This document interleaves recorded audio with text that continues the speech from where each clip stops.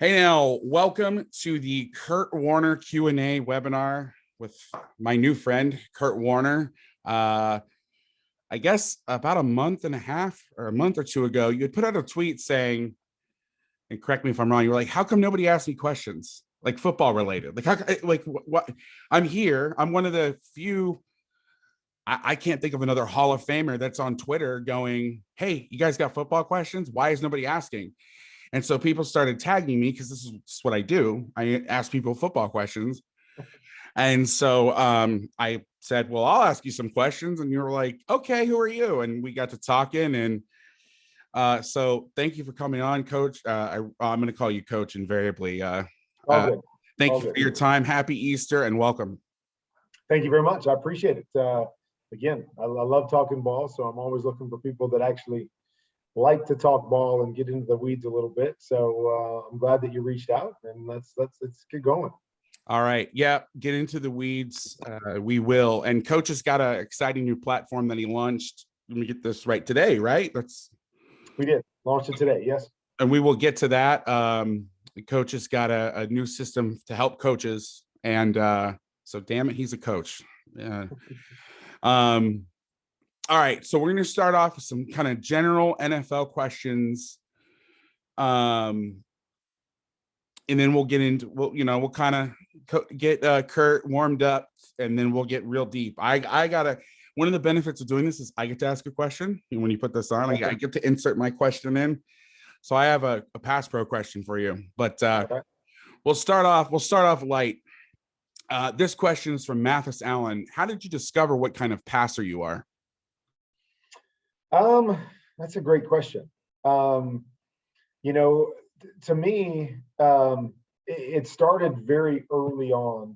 I actually didn't start playing quarterback until I was a freshman in high school. But once I started playing football, one thing that I realized with playing quarterback, I realized that I had some unique skills to be able to control the football. And so we often say in the business, you have throwers and you have passers. And throwers are those guys that are talented and can throw it through a wall, and everything seems to come about the same speed. And then you have passers who have the ability to throw the football a lot of different ways.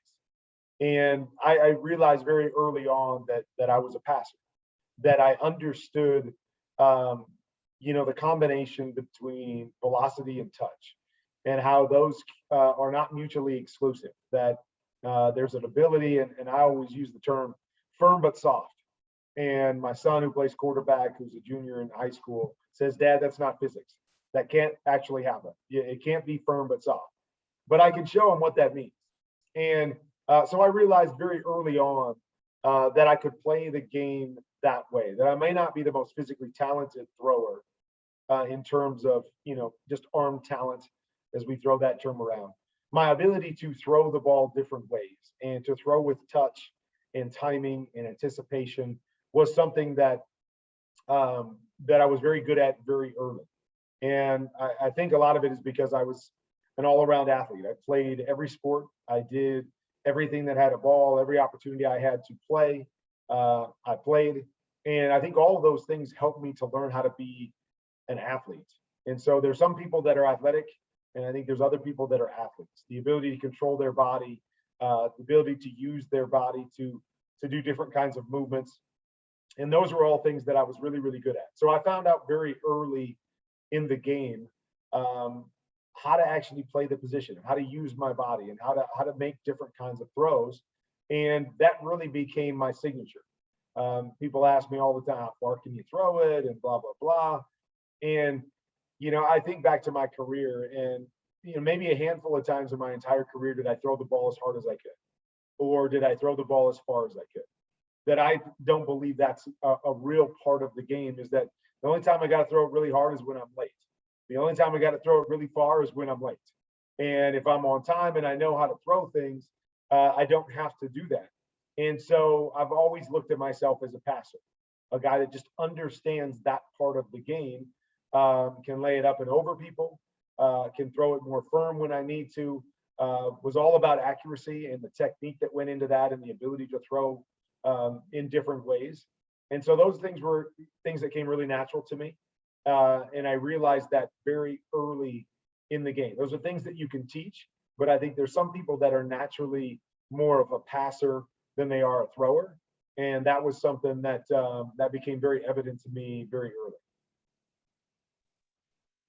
Well, and you were pretty damn good at it too. Yeah, I mean, there's an obsession with, and there, I think there always will be an obsession with arm strength and how far can somebody throw a ball. And you know, I get a little tired of people in the media. I'm trying to be, I'm not blanketing everyone in the media, because that's not my type of deal, but you hear these things about certain quarterbacks.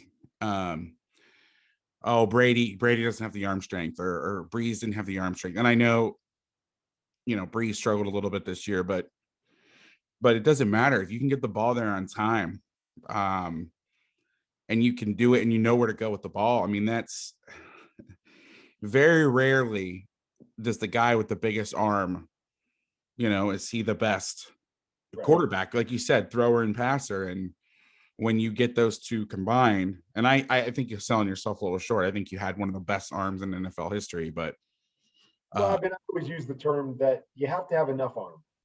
yeah, Is that as long as you have enough arm, that to me is what should qualify people. When I watch pro days and I watch these guys throw it 75 yards, I just kind of shake my head like, okay, like what does that mean to me? Like, how does that relate to anything? And I know it oohs and ahs, and people get wowed by it. But I think you have to have enough arm.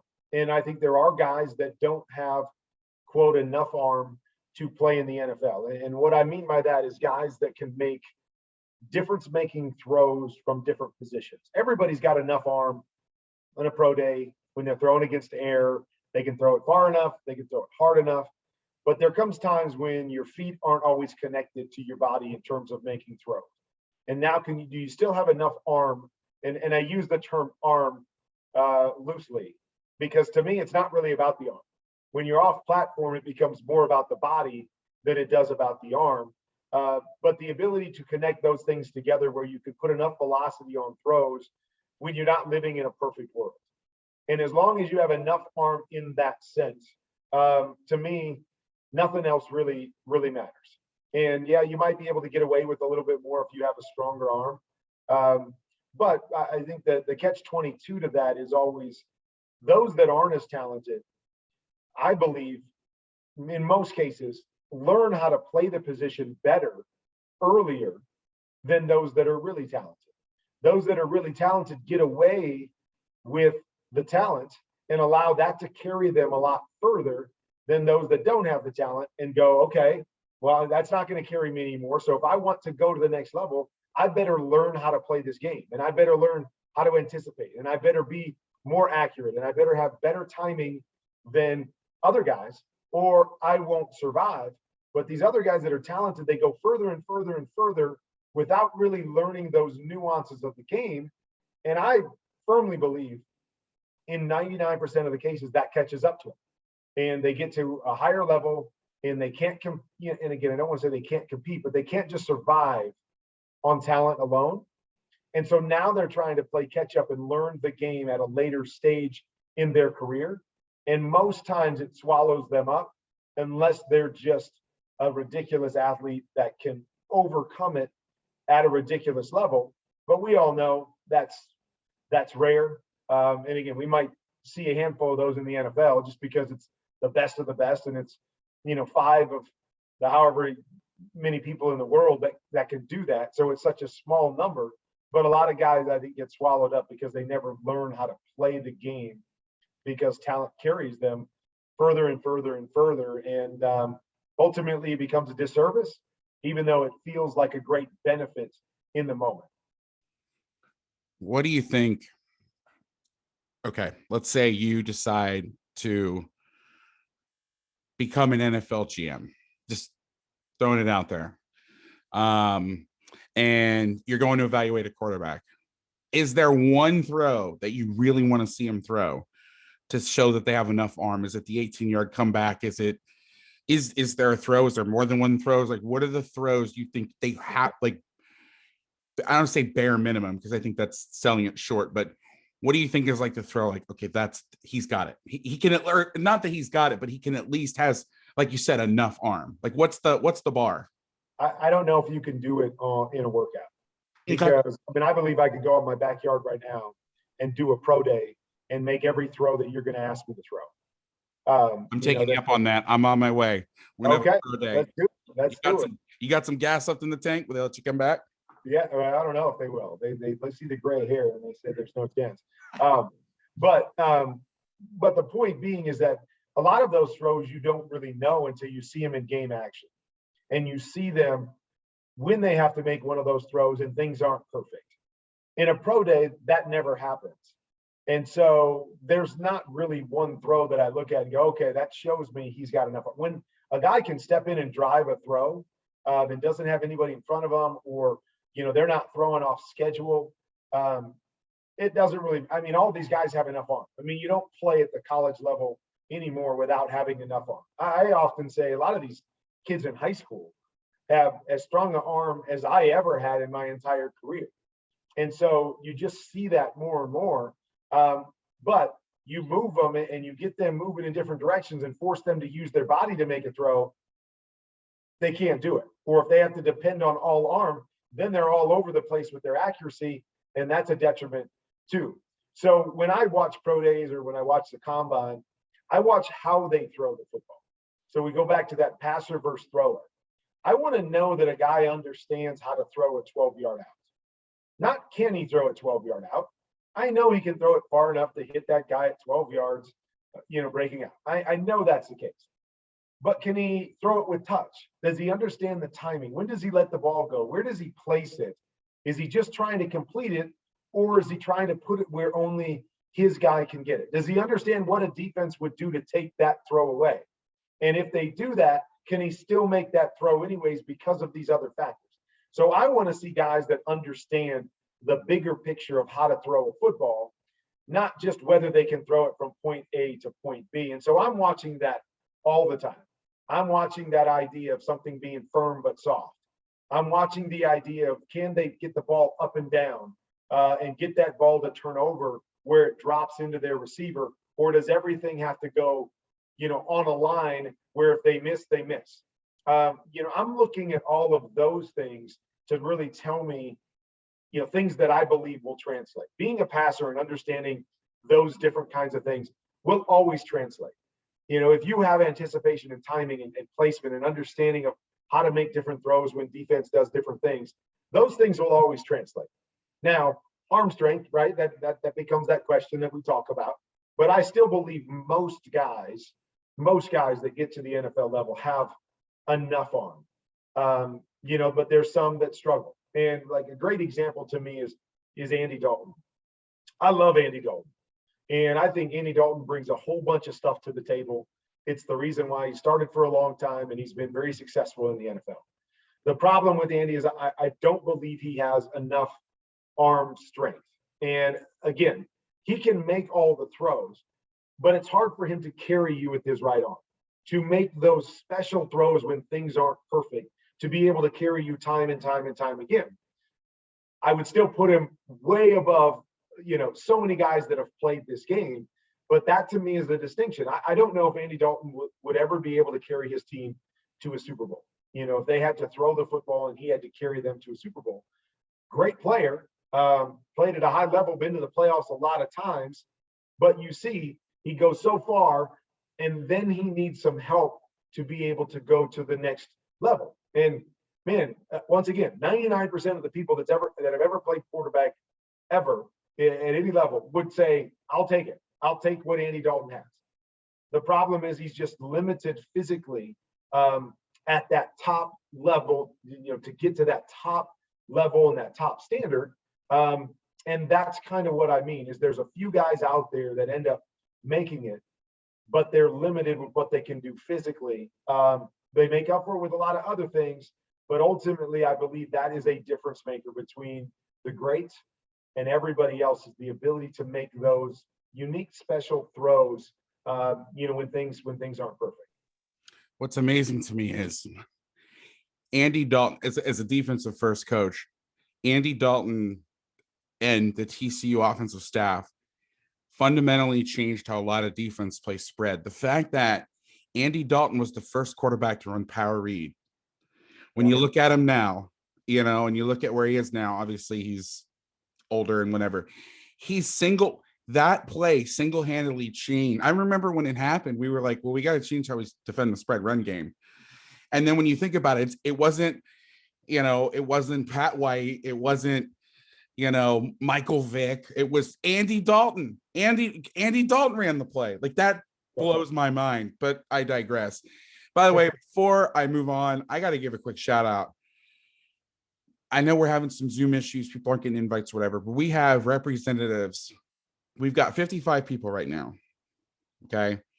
We have, just in those 55 people, we have an NFL, somebody from the NFL in here, somebody from Indonesia in the middle and early in the morning in Indonesia, France, Germany, and Poland. And that's just, and Japan. And that's what I just know off the top of my head by looking at the list. So shout out to you guys for, and it just shows the power of Twitter. Cause this really was just, I just put this on Twitter. Like, this wasn't, like I told you when I reached out, this is not like some sponsored thing. Like, I'm just like, all right, I'll buy the Zoom. Like, we'll do the webinar. Cool. Let's just talk. Like, it's just awesome. Like, you get people from all over the world just to talk about this kind of stuff.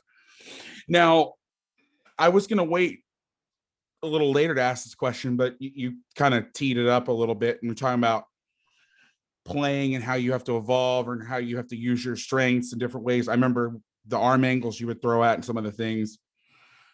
Let me ask you, and maybe also in general, maybe it's a different answer, but when you're playing for a while, you're hitting year Andy Dalton, you're hitting year 8, you're hitting year 10. Or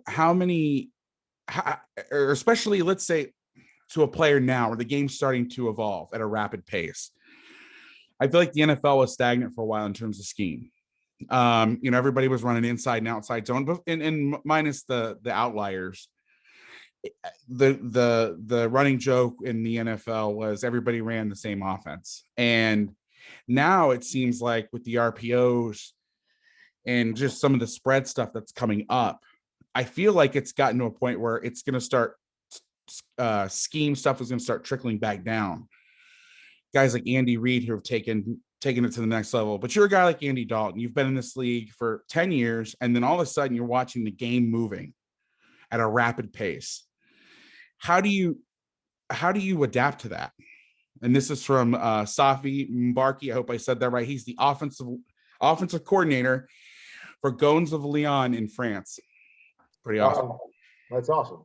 Yeah. I think the bottom line is you always have to adapt to the times, but you have to figure out still what plays to your strengths, and that always becomes the key. Is not making everybody fit into everything that's trying to be done.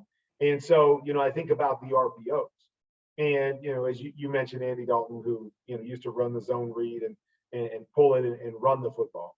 But there's certain guys that they're not built. I mean, you can think about a couple years ago when Philly made their run to the Super Bowl. It became a huge deal, right? The RPOs that Philly runs, and Nick Foles is very comfortable in the RPOs. And you look at Nick and you go, well, okay. I mean, that's not a guy that you would normally think is going to fit into the RPO world.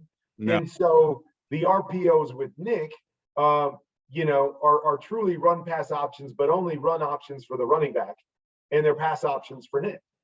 And so I think you have to build that part of the game so you allow it to evolve, because the thing we're looking at the NFL now is that they're allowing offensive linemen to go 3 and 4 yards down the field, and things that I thought a couple years ago, like RPOs will never live in the NFL because guys can't get down the field.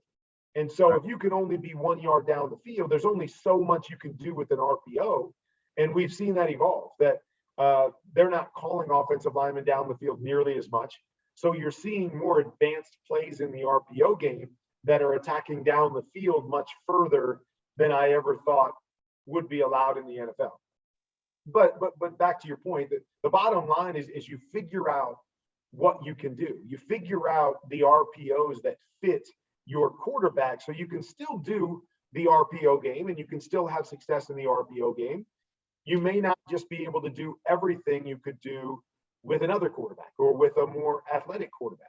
And so that to me is what evolution is all about. And any player, I mean, I'm going to always say any player, the more you can do, the more chance you have to survive longer and to evolve with the game. The less you can do, the more limited you're going to be. And you know, the more volatile your situation is going to be anywhere.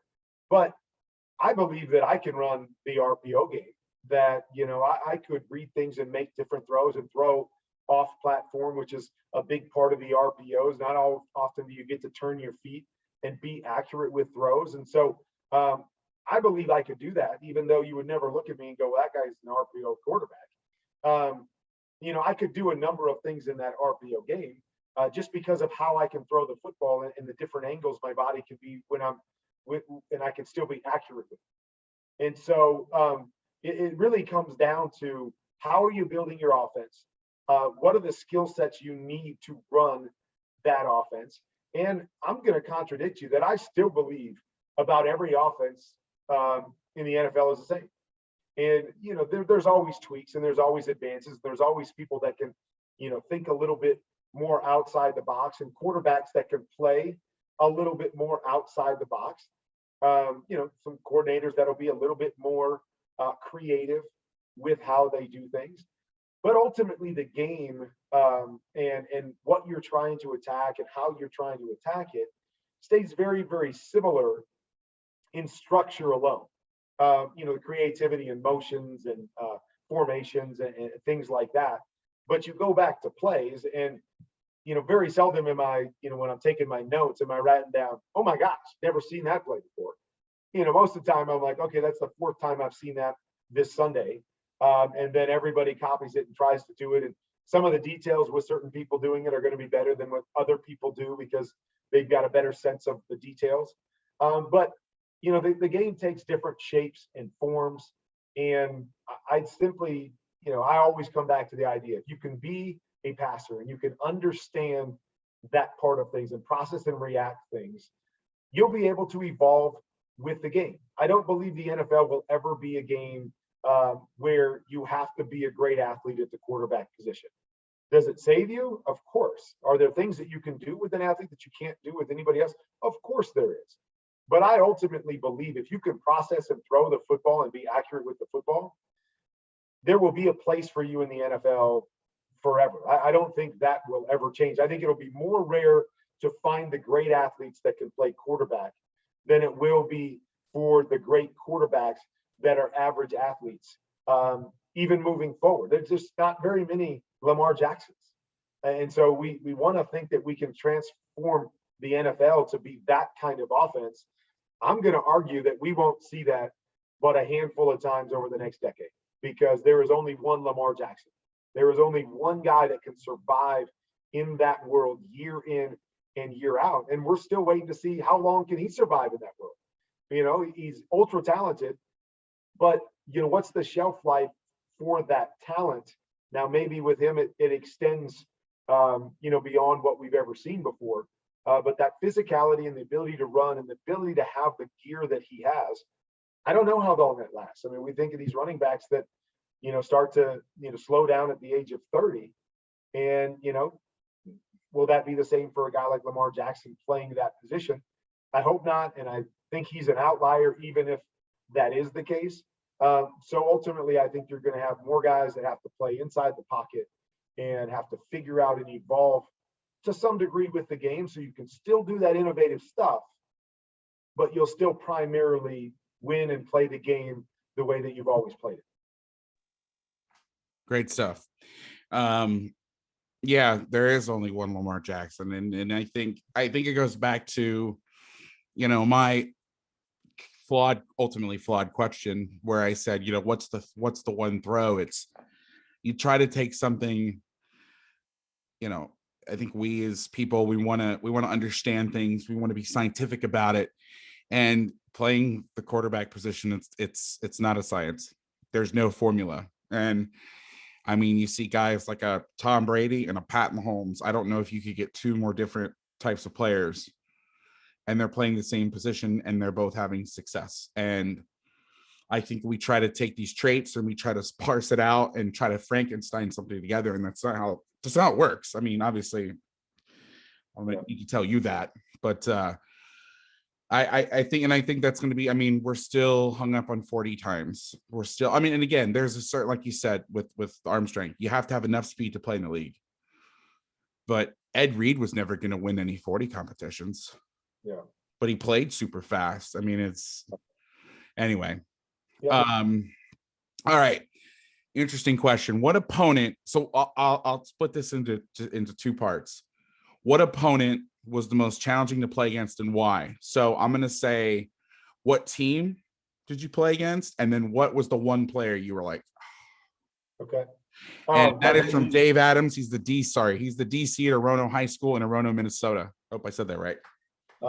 Yeah, this is easy for me. Toughest team that I played against was the Tampa Bay Bucks back in the day, where they had that great defense with Warren Sapp and Derek Brooks, and John Lynch, Rondé Barber. I mean, Nickerson. I mean, you could go on and on with all the players that they had. And so that was the toughest team that I ever played against, the toughest, and over again. It was never easy when we played against them. And with that question, it's always fascinating to me because you're always going to ask the question, why? Why is it that they were so tough? And there's always two schools of thought. Is one, you have those teams that are tough to play because they do so much. So another guy remembers when I used to play with against the Eagles back in the day, Jim Johnson was their defense coordinator, and he was phenomenal. And he would challenge you every time you played with unorthodox blitzes and unorthodox looks. And they had, great players back in the day, Bobby Taylor and, guys like Dawkins. And I mean, they just had so many great players as well. But he was one side of it where he just threw so many different things at you that there was a challenge in that to see and react and respond to what he was doing. And probably the hardest thing, I'll always say this, any team that does something that's unorthodox, something that you say they can't do, but will do those things, are the hardest teams to play. And there would be times that, Jim Johnson, where I would look at the shell and I'd look at the defense and I'd be like, all right, they can't bring pressure from the left. I'm good. I'm looking to the right. And all of a sudden they bring pressure to the left and they leave a guy running scot-free down the middle of the field. But I never looked over there because it was like, well, I know they're man-to-man because they can't do anything else based on the structure. And sure enough, he comes and hits me in the back and I'm like, what just happened there? And you go back and watch and you're like, I just took for granted that they weren't going to do something that they shouldn't have done. And those teams were really, really hard to play. And then you have the flip side of it where the Tampa Bay Buccaneers team, they did absolutely nothing. They played Tampa II, and every once in a while, under China, they would drop down to a cover 3 or a 4-strong, 4-weak blitz. And that was it. You knew that you were going to get cover 2 or cover 3. And if it wasn't cover 3, they were dropping down to bring pressure strong or pressure weak. That was all they were going to do. But they were so good at what they did. They were so good at their cover 2. And, it's obviously where the Tampa II, the new defense that everybody runs, started. But to me, the Tampa II defense is really, it's structured around the details within the defense. And it's structured around knowing what your weaknesses are if you're a defensive player and being able to cover those weaknesses. So where it really starts with Tampa II defense is with the linebackers. And I mean the outside linebackers, the Sam and the Will. And their ability to know that the middle of the field is voided because the Mike backers running down the middle of the field. And it's the ability to instinctually play both their responsibility in a normal cover 2 and the Mike's responsibility in Tampa 2. And to be able to squeeze that to make it hard on any offense. And so they had great linebackers, and it starts with Derek Brooks, at understanding how to play that defense and have incredible instincts. When they move Rondé Barber into that position as a nickel, same way. So great, so instinctual, such a feel for drops of quarterbacks, eyes of quarterbacks. And so that's really what started it and separated them. They were good on the back end, but then they also had the ability to rush with four and to have dominant rushers and the ability to rush and get continual quick pressure on a quarterback with four guys becomes the other difference maker. So you don't have to bring pressures and you don't have to try to fool someone. You can just flat out beat them. And which leads to your question, the person that I didn't want to see any given week when I played was Warren Sapp. I would take anybody out on the edge, any speed rusher as a defensive end position, the Strahans and the Taylors back in the day, great players. But I'll take a great pass rusher on the edge any day over a great pass rusher on the inside. And a guy that's, 3 feet from you and can win quickly with the athleticism of a Warren Sapp. He was the difference maker. His ability to create pressure and to win consistently at that interior position, very similar to an Aaron Donald. That's what changed everything. Great discipline on the back end, great instincts on the back end, and then quick, great pass rush on the front end. So, the greatest show on turf, we were all about timing, anticipation. Nobody could stop us because, we were just so good at the details. But that was what Tampa did. Tampa said, we will take away your timing and you're going to have to hold the ball that much longer.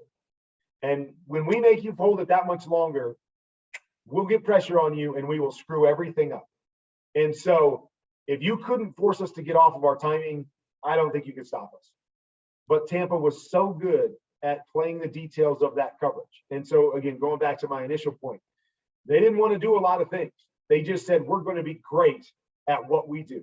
We are going to be better than anyone else, and we are going to be able to win doing a few things because we have the players and the details to do that. And very few teams gave us problems because we were so good at the details too, and we were so good at the timing and anticipation. But that was the team that did it, because not only could they throw us off a little bit on the back end, but they had the pressure, the ability to get pressure from the front end. And so when you tied those two things together, without question, the most difficult defense that I played, even though they were probably the simplest defense that I ever faced in my entire career. Knowing exactly what they were going to do. I knew exactly what they were going to be in. I knew exactly how to beat exactly what they were going to play. But it didn't matter. If they knew what you were going to do and they forced you to hold the football, or they could continually win up front, none of that other stuff mattered. And so great battles with them, but they won more of those battles than I did when I was playing. Oh, a few things. One, as a Miami grad and former brief employee when I was a student there, it warms my heart to hear Sapp's name. I guess also with the Bucks, that had to be even more frustrating because you're like, I know what's happening. I know what you're going to do. And then they would do it. And one of my favorite things still when I was younger and learning the game is trying to figure out how those backers, when they would vacate, they'd send the mic down the middle, and how they would play those two guys. And it was good luck trying to figure it out. And it was, I know that there's some method to the madness, but what's funny is, so the story that I heard was that, so Monty had Tampa II in his toolbox back in the 70s. One of my mentors played for him, and they used to call it 2 Mike Middle. Mm-hmm. And so you have this tool that he's been sitting on for all these years, and I'm sure he's used it at some point. But then he's like, all right, let's build a defense around it. And I hear that about Dungy too. Oh, we did this stuff with the Steelers. And so here's two guys that had this stuff from like the 70s and 80s. So he's really the 70s. And then they get together in Tampa, and like 20 something years later, like, all right, let's do this. And as you said, though, all of those things are great. And a lot of people can come up with some really good sounding schemes. But ultimately, those schemes are all about players and being able to find the right players to fit into those schemes. So I see a lot of people try to play Tampa II now, and they try to, imply all of those things, that you're supposed to do in Tampa II. But I say to myself, that team would never stop us because A, they couldn't get the pressure. B, because their linebackers don't have the instincts and don't truly, you could easily work those linebackers. And so now oftentimes I look at Tampa II and I go, man, you lick your chops when you see Tampa II because you know there's going to be some huge holes. And that's what was so fascinating about that team. And there's been a few other teams along the way. The Indy team, it did some nice things with their Tampa II, over the years. But there's just, you just have to have the scheme to be able to play that particular way. I look at our offense with the greatest show on turf, and Mike Martz tried to take it other places, and it's been tried, in different places to be applied and go, well, this is a great offense. We know it's a great offense, and they try to, put it in and insert it into what they do. And what made it unique was the players. The players that could do what the scheme was asking it to do is what made it a difference maker. And that becomes the challenge, is that, man, if we all had those players, man, it'd be easy to just go up Tampa II every time. Just go play Tampa II. That's cool.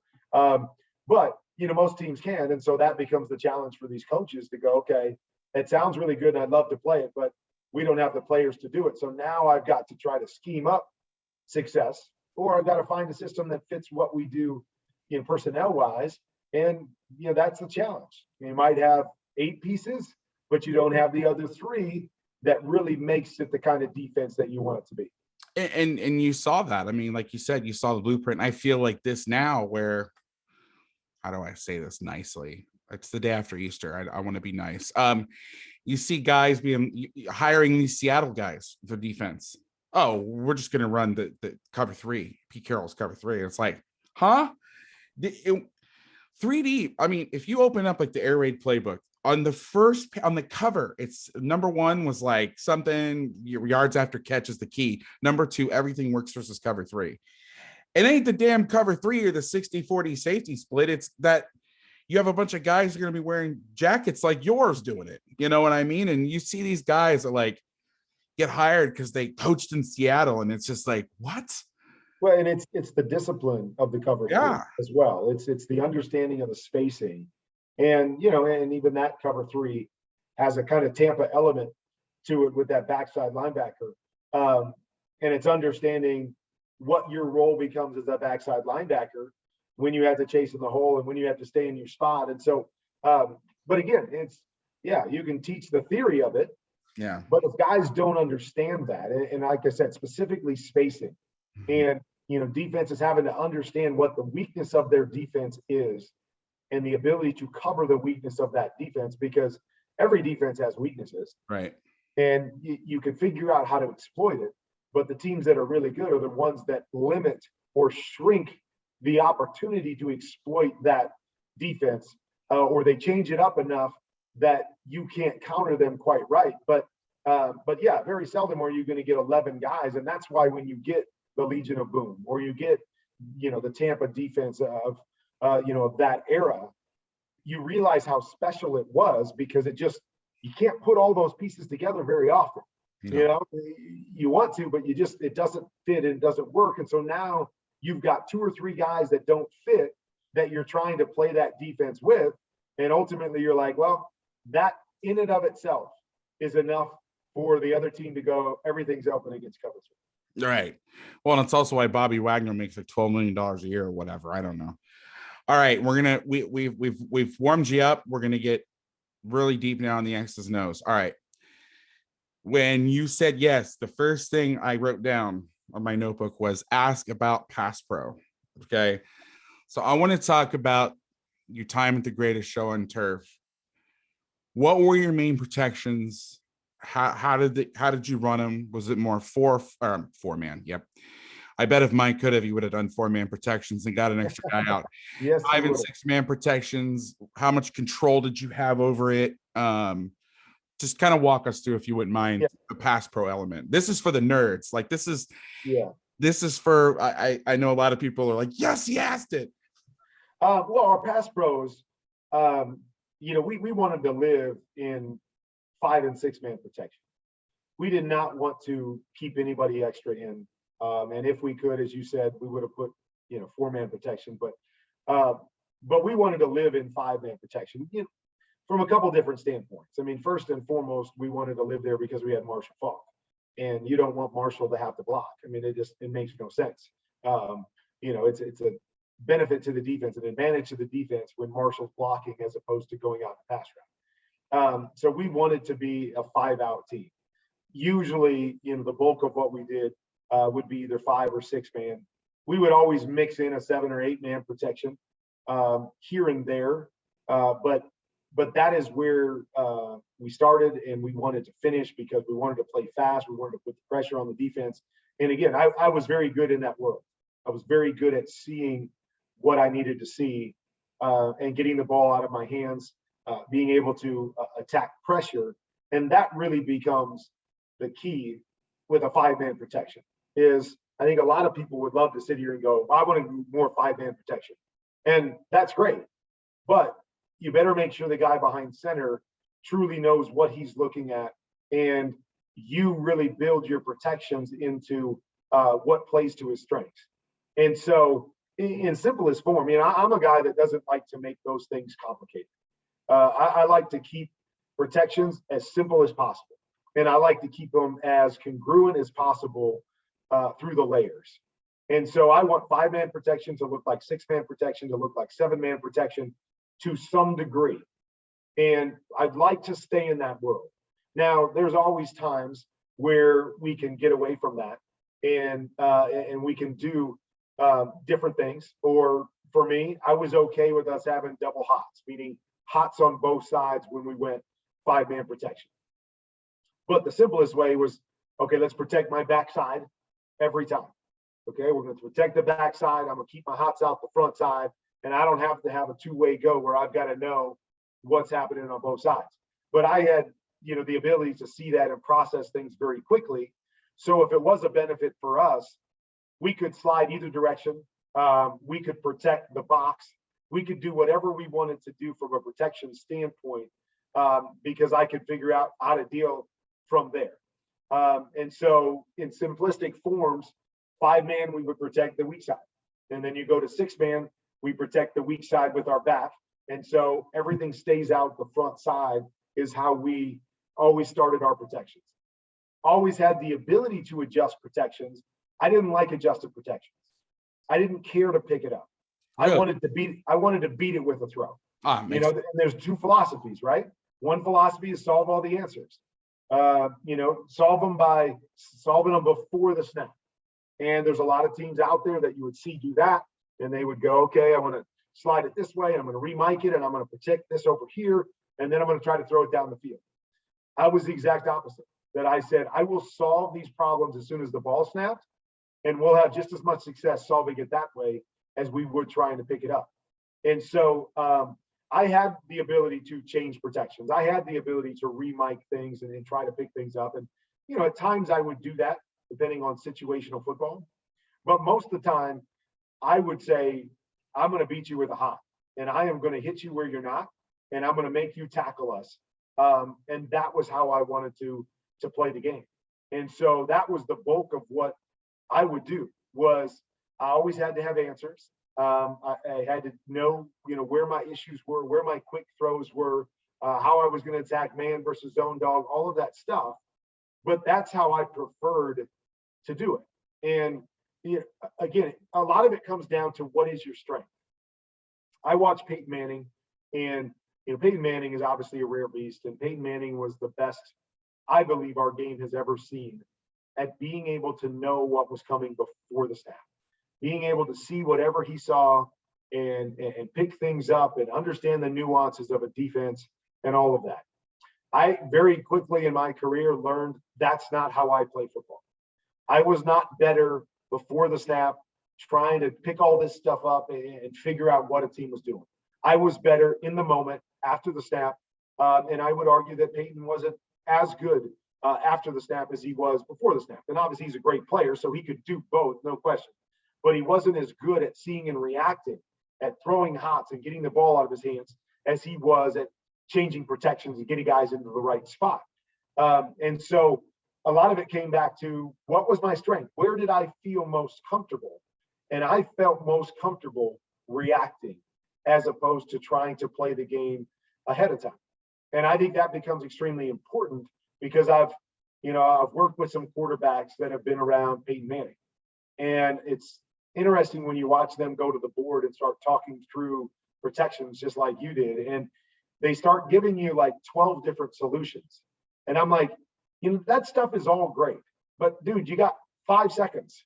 Now, what are you going to do? Do you know the answer? Do you not know the answer? And the problem was is they would overthink it. They couldn't process it fast enough. Even though they could process it if you gave them 40 seconds, they couldn't process it fast enough that ultimately they handcuffed themselves because they were trying to solve all the problems before the snap and they couldn't do it. And so ultimately they hurt themselves by trying to be Peyton Manning, which I understand the allure of that, but we're not all built that way. And so I had to learn early on, this is what I do well. This is what you can do. You do whatever you want with the protections. I will solve the problems. If you give me a solution, I will solve the problem based off of what you want to do and what's best for the protection. So we had great flexibility in our protection, but primarily it was simple.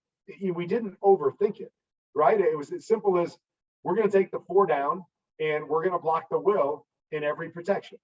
Okay, if it's a 6-man protection, we'll push and we'll take the will and the mic. If it's a 5-man, we'll take the will. All of those having adjustments that we could make off of it. But primarily that's where it started. 7-man, we would take the will, the mic, and the sand. But we'd always start with the will, and we would always try to protect my backside. So anytime you could make it a one-side hot for me, it just became easier. And now we could build in and I could solve the problem. 2-way hot was always more difficult, especially with good teams that would walk up and mug, or they'd have different guys that could come from different places. 3-4 defenses would be tougher. But ultimately, the base of all the protections that I do still to this day is I want to make it as simple as I can for the quarterback, meaning I want to give him a one-way go. The more I can give him a one-way go and keep everything out in front of him, the more I'm going to do that. The times that I've got to go away from that and a team forces me to go away from that, we'll do that, but I'd rather not do that. I'd rather try to keep it as simple as I possibly can over and over again. And, that's the fascinating thing is that, to me, protections aren't that complicated if you're on the same page. They don't have to be that complex. We don't have to have 15 different protections. We have to have a couple of different protections that can have the ability to adjust a little bit, but I want to keep it primarily the same. And that really comes down to my communication with the center to know exactly where they're going or where I want him to go. And from there, I solve that issue with the extra guy, whichever side that is. So I'm happy to, again, if you want me to draw anything up, I'm happy to draw it up, but that's, to me, I try to keep it as simple as possible, as much of the time as I possibly can. It's half slide protection, right? Or were you big on big? It all depended, so. Well, I guess if you were 5 out, then you'd want to go scat protect because there's and so again, sometimes we would block the 5 in the box. Sometimes we would block 4 in the box and the outside backer to the weak side. So it really just depends on what my formation was, what my routes were. If I felt better about throwing the hot off the mic if he came because I had answers, let's just leave it normal. Let's just go normal. And we don't have to overthink this and you guys go to the wheel every time. If I didn't feel as good on certain plays, because we were doing something a little bit different, I might say, let's take care of the box and we'll side adjust the weak side or we'll hot the weak side just because this play doesn't give me the answers that I really like if they bring protection that way. But I just, as back to the beginning, but I always started in the same place. I wanted every protection to start in the same place. So we got very, very good at it. And so, sometimes it would be more of a slide. Sometimes it would be more of a man, simply depending on where guys were. But the idea was the same. We were always counting out men more than sliding in the protections that I've been in. I don't like the full slides where you give up angles and you force guys to be on guys that you don't want them on. So sometimes it would be a half slide with a man type combination, but it was more based on who the guys were, who the backers were, and taking care of the guys I wanted to take care of. And then everything else became secondary. Right. You answered my next question, which was going to be, did you guys do more of hots that were built into the play, or were you said side adjusting? So how much side adjustment was there? Yeah, so we use those 2 different terms. So hots to me are built in to some degree. that we had guys peeking, or we had, certain routes that we could use to get out the ball out of our hands quickly. And then side adjusts are when you actually had to adjust. When somebody would come, we knew it wasn't blocked, and somebody had to break their route off because of it. In really every offense I was in, we did both of those things. We would have hots and sights on just about every play. Outside of a max protection, our side adjusts were usually left up to our weak side. So you got a weak side single receiver. You can't put them on a quick route every single time. Nobody's going to do that. So they have to adjust if we got 4 weak. And then our strong side was usually built in hots in most offenses that I was in. And most plays having good answers, some obviously not having as good as others. And those were the times that when you talk about you trying to solve the problem before the snap, if you knew you didn't have a really good hot, that was when I would try to solve it. But a big part of the way that I thought was always trying to build in answers, because I just liked beating guys with pressure more than protecting. Because another aspect to me that really speaks to how I like to play the game or call the game or design the game is that I think checkdowns are vital. I think checkdowns are important in every pass concept. I never have a check down that's just thrown out there like, oh, let's just put him over here. That to me is very, very important in every pass concept. So these teams that scan their back, from Will to Sam to try to pick up, 4 weak, 4 strong type stuff. And these teams that remike things a lot and slide their protection another direction. Too often, in my opinion, that screws up the concept that you want to run, or it limits the concepts you can run because you're moving your back to a different spot than where I need him as a quarterback, right? If I want to read to a certain side, I'm expecting that back to be somewhere. And then all of a sudden, if he scans or peeks to the other side, now he's in a different spot in terms of my pass concept. Now, as a quarterback, that drives me more crazy than trying to pick up every blitz. And again, I know it sounds great. Hey, we're going to pick up everything for you. Well, I don't want you to pick up everything. I want you to give me this concept so when they don't bring pressure, I can beat them with that throw. But if they make us hesitate at all, now I'm lost because I want to read back here, but you're not letting me.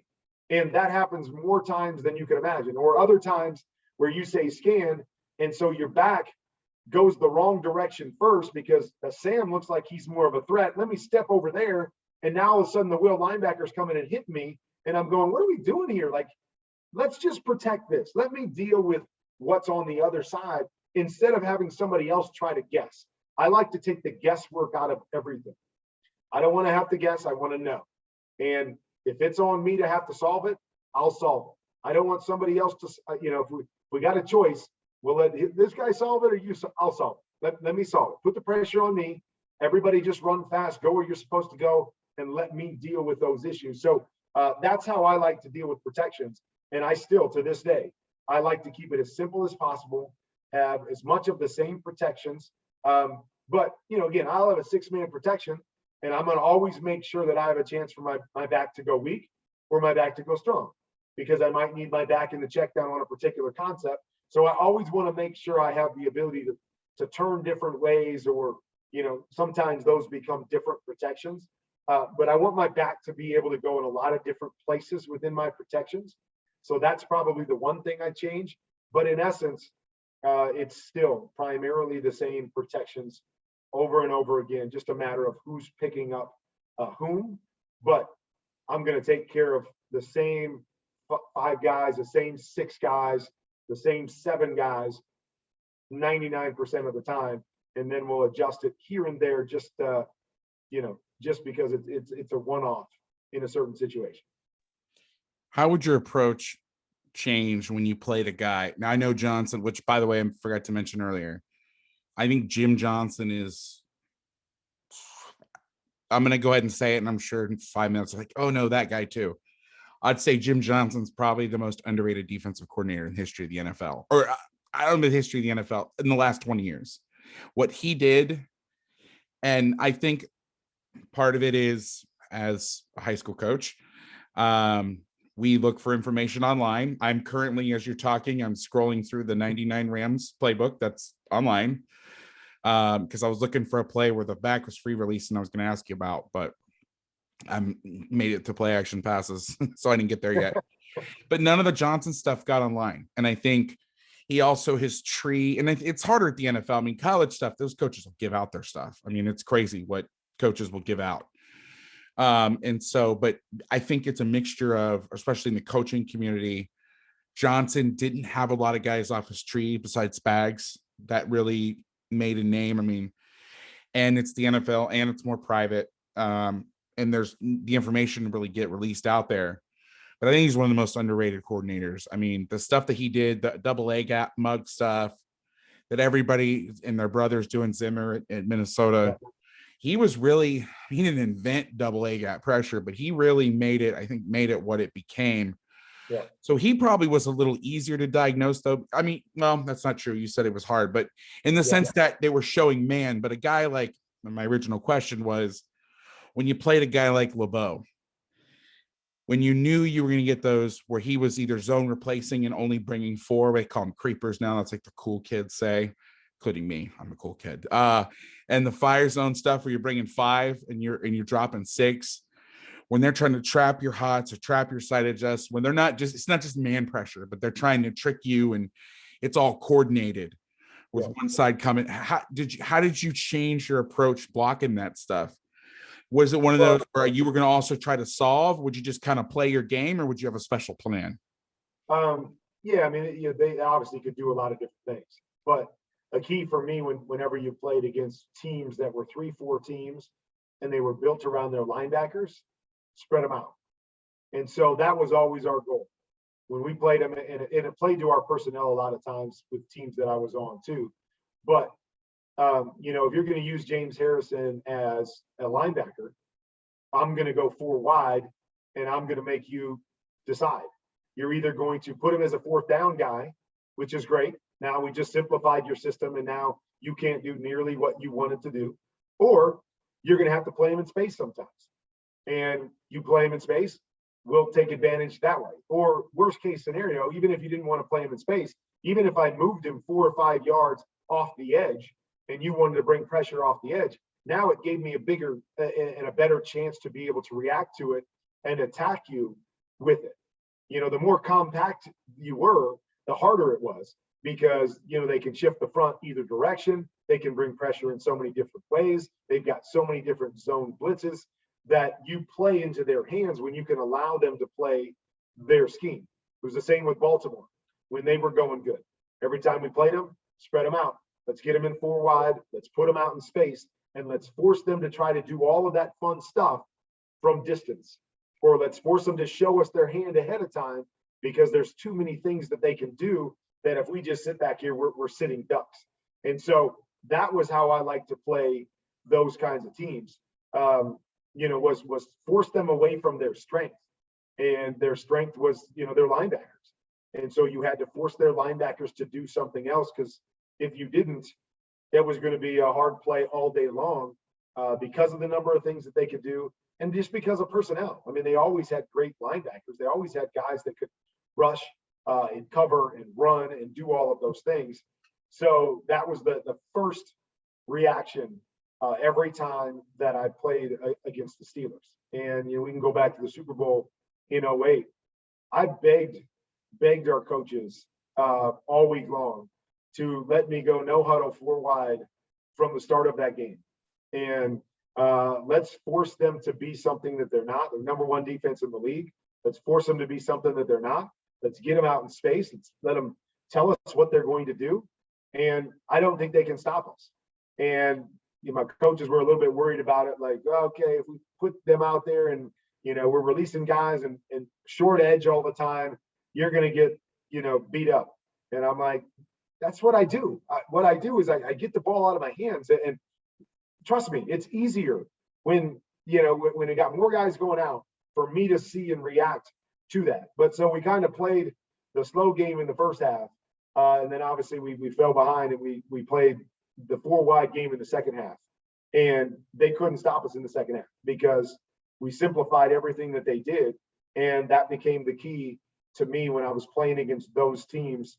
Simplify their blitz packages and force their guys that want to be rushers to either put their hand in the ground or force them to have to be in a position they don't want to be in. And that was, to me, the best ways to attack those defenses with all their creativity and the athletes that they have. I remember leading up to Super Bowl 43, there was a lot of talk about the defense, and you guys did a good job. I don't think you got to go to your wish and go 4 wide, no huddle every play, but I remember that defense, and I remember seeing, was it like Aaron Smith, Kimo Van Olhoffen, and Casey Hampton, and I was like, yeah, if you spread them out, and that's what they did. They ended up taking their backers as edge guys, their ends as tackles, and I think they took Casey Hampton out. Him or Kimo came out, and you made him a 4-2 nickel defense, which is a lot easier to go against, like you said. And so, I mean, kudos on that. But yeah, I was always curious, because I've always been more of an even front guy, and I know the advantages of having the odd fronts, but from a defense perspective, but actually talking to somebody, especially somebody of your stature, to really go through it, and talk about, well, this is how it goes. Yeah. It's always fascinating. So the next question is going to kind of lead into your new platform I want you to talk about, and I'm sure this will tee you up for it. But this question is from Fran Ramsden, great friend of the pod, head coach at Riverside High School in Elwood City, Pennsylvania. It's a 2-part question. How would Kurt progress his eyes post-snap on a pass play between blitz/pressure ID, i.e. half slide linebackers to man side, what the quarterback's responsibility is, the defensive players in coverage to confirm the coverage that you thought you were getting pre-snap, and the receivers? Was there a process or order how you would do it? Was there a routine? And then I think, and I may be wrong, this ties into your new platform. I don't know how much of what you did you're using for that, or I'll kind of. I do. I will have. So I got a bunch of different things coming on the platform, but this will be one of the things that I talk about fairly early in my breakdown session, because people always ask that, like, what do you look at, and where do your eyes go on the snap, and so. Normally my progression with things would go and snap or pre-snap is kind of a relative term, but so I always would look at corners first, and so corners were the first thing that I ID, because again, another part of my platform is talking about the playbook and building a playbook. And one of the first things that I did when I looked at plays is, to me, one of the ways that you denote reads for a play is corner on, corner off, or corner rolled and corner off. And so that was one of the first things that I always ID'd, is my corner off, because if my corner was off, it let me know some certain nuances about how they could play defense and how their linebackers were going to play defense, who could take different spots, that sort of thing. So it was always corners. And like I said, that was usually probably right up to pre-snap. Wouldn't really necessarily look at the corners after the snap unless I was going there with a football. But normally that was just right up into the snap was there. Then the next thing was the linebackers or the blitz ID. Is knowing who my issue is, knowing where he's at. Can he come? Is that an issue? But that would always be something that, that I would peek at if I felt like there was any, anything up right there. It was just a quick peek, a one step, just to see if, and there were times when, you just knew he couldn't come, so you didn't worry about it. But if he was ever in a threatening position, that's where the eyes would go first, just to peek at the linebackers. And then, of course, as soon as I possibly could, the eyes were on the safeties, because the safeties always tell the story. The safeties have to get where they have to get. And so that's kind of my progression. I wanted to see corners pre-snap right up to the snap. Then I always had to ID my, my blitz pickups, know where my issue was if I had an issue. And oftentimes that would also come down to what the play was. That there were sometimes, if it was a quick play, I wouldn't worry about my hots. It would just be, where's my best look side? I'm going to get the ball out before that guy can get there anyways. So it didn't matter. But a lot of it would depend on what the play is. So, deeper plays, I knew I could spend a little more time on the linebackers if I needed to, and then get to the safeties, and I could see how it all played out because I process things quickly. But the sooner I could get my eyes to the safeties, the better off I would be. But that would be my kind of quick progression on what I would do up to the snap and then right after the snap. I'd like for you to kind of talk about your platform now and kind of take coaches through it and how it can help them and what's it all about and all that great stuff. All right. Yeah. So the platform is called QB Confidential. You can simply just go to kurtwarnerqbc.com to check it out. We've got the first week up there. You can kind of see how it's laid out and get a sense of what it's all about. But it's actually made up of 5 different components. And so for me, it was important, when I started to put this together, I got so many things I love about the game, and it would be like, okay, I got to do this. Well, but and then I have to do that, and then I had to do this, and I wanted to make it a well-rounded platform to help people in a lot of different ways. So I've got it's laid out in a weekly basis. So certain things will come on certain days every week, throughout this first year. So it's like a 52-week curriculum. So my first on Mondays, I have a segment called Blackboard Breakdowns, and it's where I kind of get up and talk about football IQ. And so, you start anywhere from just identifying defenses to different coverages, how to attack different coverages, reading different plays, protections are in there. But all of those different things, taking a look at the basics of it and building football IQ and how we identify everything. And then we just, we'll keep growing in those areas to get more complicated, as you talked about protections, right? I threw it out there in base form. This is what we normally did. And then we could sit here and go up on the board and talk for 4 hours about, okay, give me a front. All right, you give me the front, I'll tell you what we'll do in this, and we'll do it in that. And so we'll continue to go to those lengths. But it's it's about teaching some of those little things and how I like to do things. Tuesdays we go on the field for what I call my ABCs. It's an arm, body, and core. And again, it's a progression starting from just fundamentals of how to throw a football, the keys to throwing a football, and then building my way up through 3, 5, 7-step drops, throwing on the run, naked bootleg. So it's building a curriculum, because I don't believe there's enough people that truly understand how to throw a football. I don't believe there's enough quarterback coaches out there that truly understand the technique that goes into playing quarterback. And so it's one of those things that some people haven't played the position and can teach it. Other people can play the position, they can't teach it. And so there's nuances that go in, there's details that go into building a foundation of throwing a football. And so that will, kind of work its way through all the stuff on the field of building a technique, getting into different drills, different things that I did, the combination of what you're talking about, taking my eyes and the mental side of it to the physical on the football field. Wednesdays, we go into the playbook and, just start building a playbook and talking about the details of the playbook. And so I'm gonna pull up my screen real quick here. By the way, guys, real quick, I just went on. It's kurtwarnerqbc.com. $7.99 a month to start. That's crazy. And then you have a different package where and please correct me if I'm wrong on this. So the free agent packages, you get the 5 confidential files, the Blackboard breakdowns, the ABCs, the playbook, outside the box, and study ball, and you'll follow a set plan. $7.99 a month. That's it. And then for the franchise tag, it's on a limited time offer, $95.99 a month.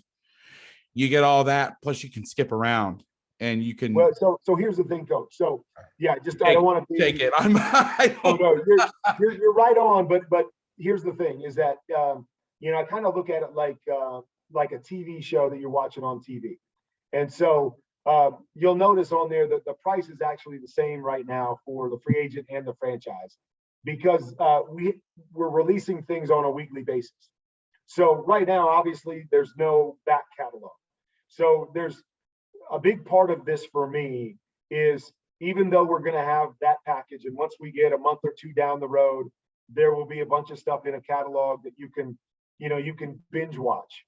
It's really, really important to me with a lot of these segments that you take some time, and that's why, so like the ABCs, it's every Tuesday, that you take some time to be able to get comfortable with some of the stuff that we're talking about and be able to take in some of the stuff that we're talking about. Because one of the things that I think gets lost is we try to take in too much information too quickly instead of learning and challenging ourselves in the things that we're talking about and really get the full understanding of what it is. And so there's a reason that I set it aside, week to week. And so I want people to be able to take a week and challenge themselves, maybe watch the segment a couple times to truly get a sense of what's going on and walk through some of those things. So right now, the price for both of them is technically the same because there's really nothing, that we've released outside of what's been released today. Makes sense. Like I said, six months from now, if you get on and you get the free agent package, you will be taken weekly, week by week. You'll start at week 1 and you'll go week to week, and it'll be released on a weekly basis. If you were a franchise, you sign up for the franchise tag at that point, you would go on that week to week pace, but you would also be able to go back 6 months and dive into this stuff and binge watch if you want to. To me, it's not the best way to do it, but I know there's going to be certain aspects and certain things that people want to kind of binge watch and get a whole bunch of stuff in a short period of time. So that will become, accessible. I mean, really, it becomes accessible in a week, but it's really based on what we've previously released. So I'm not releasing the whole 52 weeks right now. We're going to lay this out week by week as we go. And then obviously the further we go along, because the price for the franchise tag will go up once we get to that point a couple months down the road where there's a back catalog of 40 different segments and episodes that they can go back and watch. So right now it's kind of same plan. If you get that franchise tag, you'll stay on that franchise tag deal for the life of your subscription. So it gets you a benefit from that standpoint. And some of these things I even say on the platform, some of these things, if I want guys to think, well, I don't have to jump right into the next week as soon as it comes. If I'm still working on something or still trying to get a handle on something from the week before, go ahead and take a couple weeks to go through it and to learn it and to know it like the back of your hand. So when we add something else to the mix, you're not overwhelmed with all this stuff and you can't keep track of what's going on. And so right now, both those packages are basically the same package right now. But as we get a week, 2 weeks, 3 weeks down the road, the franchise tag will be able to get a little back catalog and be able to bounce ahead a little bit. So if you think of like a TV show, right? You're either following along on TV week to week, waiting for it to come out Sunday to Sunday, which is where we're at right now. Eventually, it will come to the point where basically you can buy the whole season and you can watch it as quickly as you want to, even though that's not, to me, ideal on how we're doing that. That makes sense? Yeah. Now a little insider baseball as a content creator myself. How far advanced are you? Have you planned out all 52 weeks? I mean, I've wanted to do something like this for defense, but I'm not that. It's a nice way to say it. No, that's organizationally inclined. There you go. So I don't know how I could do it. So yes, I do. So basically, I'm almost done, taping all 52 weeks. And so once again, I tried to set this up. I feel bad. That's amazing. Let me come off of this for a second. Yeah. And then these plays in there, like the playbook on there, are these plays that you run throughout your career or plays designed? Yeah. Run, designed, things that I've, tweaked on my own to make what I feel becomes a better concept or a better play. But I'll get into that in just a second. Okay. I feel bad just talking into a screen instead of people seeing me. So yes, I've got 52 weeks planned out for each one of these segments. So for the first year, you'll get 52 weeks of every one of the segments. And I've kind of laid it out like a curriculum. And so it's set up to start with the basics, and then we're going to continue to add on week to week. And so ultimately, I think it's something that can kind of live forever. If you want to get football 101 type of thing, and you want to learn the game, and really, I think it can take you at all different levels because, you can learn different things at different times. In the different segments, you'll learn different things in, episode 1, segment 1, whereas maybe in the Blackboard breakdowns, you won't get into really some heavy stuff until, 2 or 3 weeks or 2 or 3 months in, because we start with the terminology just so people can follow along if they're at a beginner pace. But yeah, so it's set out like a curriculum where I feel like we get through the first year, and you have a really, really good basis for whatever you're trying to do. Whatever level you're playing at, you've got a really good basis for how it works. And, the other part of it is that sometimes we'll have a week where what we're doing on the field, I'll do a film session, on Fridays, which I call study ball, which you may have seen on Twitter already. But that study ball where I go into the NFL film will coincide with what we're talking about in on-field ABCs. So that's another reason why I like people to kind of follow along, because it's laid out in such a way that oftentimes you'll have things that that balance off each other or bounce off each other throughout the weeks. So we're learning one thing, it coincides to another thing. I'm teaching how to read a particular play in breakdowns. Then we're going to show it on film on Fridays. So if you kind of start going all over the place, you're going to miss out on some of the nuance that goes into building this thing as I've built it. And so things, you're getting 2 or 3 different lessons on the same thing along the way. So that's why, I'm leery about, opening it up so everybody can just go wherever they want and start bouncing around, because I don't believe the effectiveness of the program will be quite as good. But I know there's going to be some people that are going to know some things and go, okay, I got that one. Let me move on to the next one. I don't have to spend a lot of time there. I might want to bounce forward. So that's where those 2 different levels go in. And that's, as the creator of it, where it starts. And so I'm just getting into brainstorming year 2 right now, and where I want to take some of these things, because I want to kind of go year to year in terms of the themes that I have. So the first year with the ABCs, for example, was really based on foundational stuff and really understanding drops, technique, weight. And I got into some drills there in year 1, but I want to go back in year 2 and maybe coincide some drills that I would do for some of those different lessons to kind of connect it all together. And so that's really how it plays out. So it's not just a bunch of random, oh, I wanted to talk about this today, and then I wanted to talk about that today, and I found this on film, so let's do that. It's specific to, having a plan and how things coincide with each other. So the breakdowns is the football IQ, ABCs is on the field, playbook, which I'll talk about in just a second, is obviously going into the playbook and talking details of the playbook. Thursdays is what I call outside the box. So that is maybe liken it to a TED Talk. So each week I'm sharing an aspect of the mental preparation, or an aspect of my journey and story, to kind of help people understand the mental challenges that go into really being great at anything. That's the one I think that carries over to every area of life. But it's kind of fun to be able to give snippets to coaches of things that they can share with their players, or players things that they need to do in preparation, or things that become important. And so that's really become a fun segment that I've enjoyed doing it, and it's able to hit on a lot of different big picture themes and lessons that people can take with them to mentally prepare for being great at anything. And then Fridays is what I call study ball.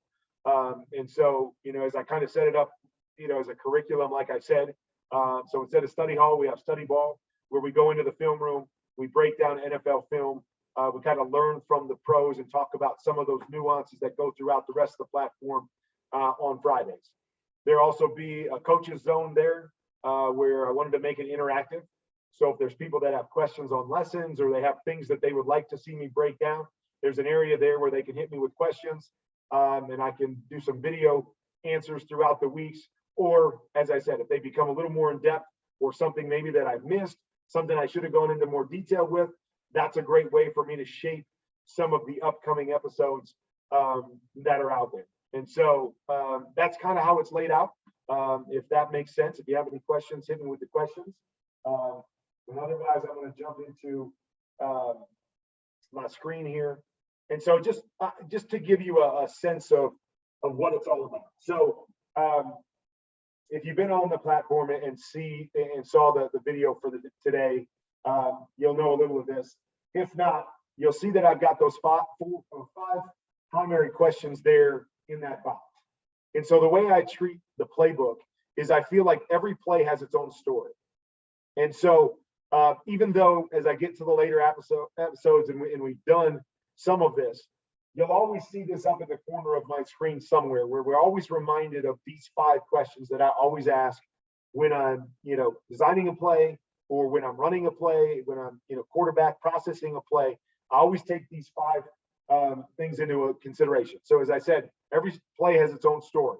So in every story, right, you break it down by who, what, when, where, and why.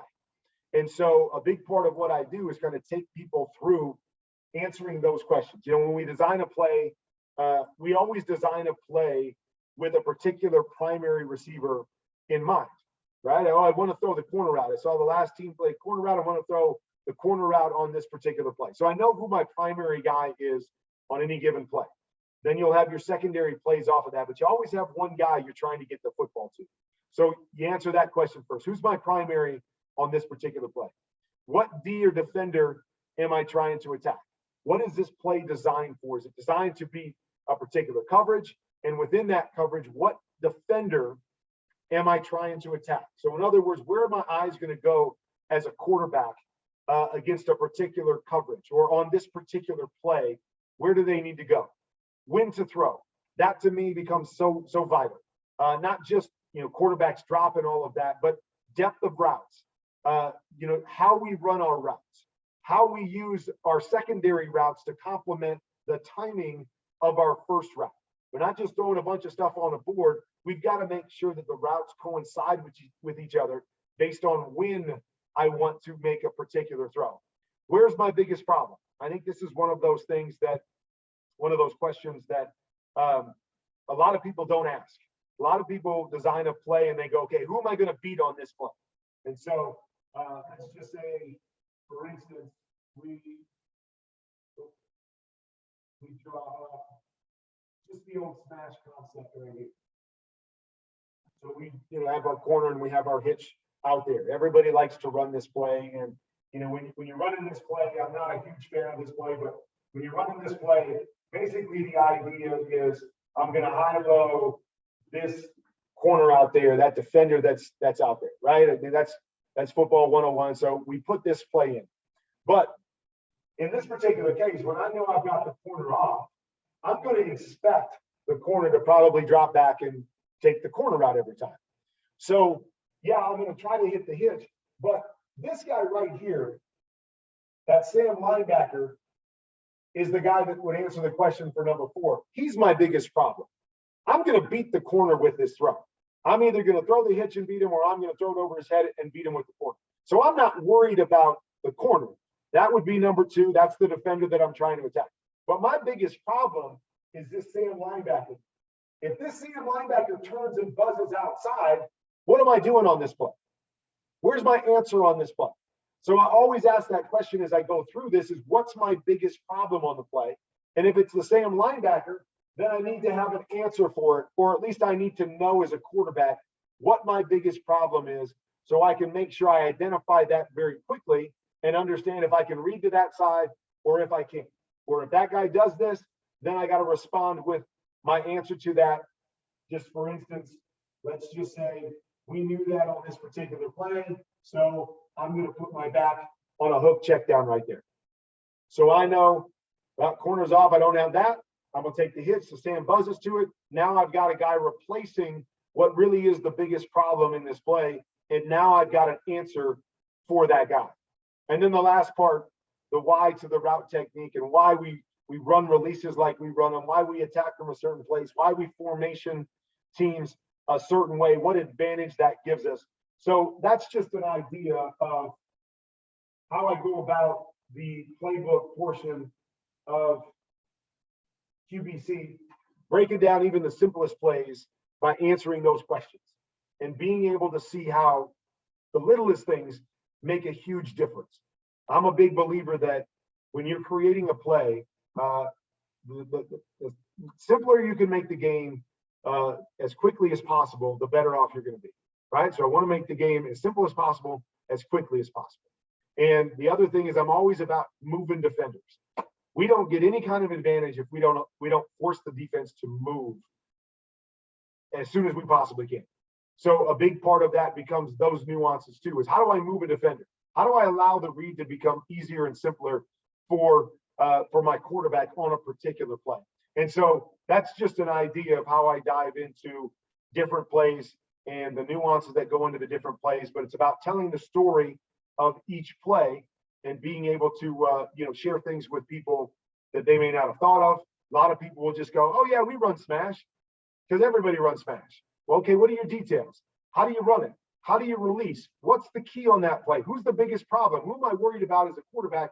And starting to answer all those questions just makes you a smarter coach, a better coach, and allows you to challenge everything that you think. And that to me becomes a huge part of this platform, which I say in my first episode of the ABCs is I don't want anybody to come on here and say, well, I'm going to do it this way because Kurt said to do it this way.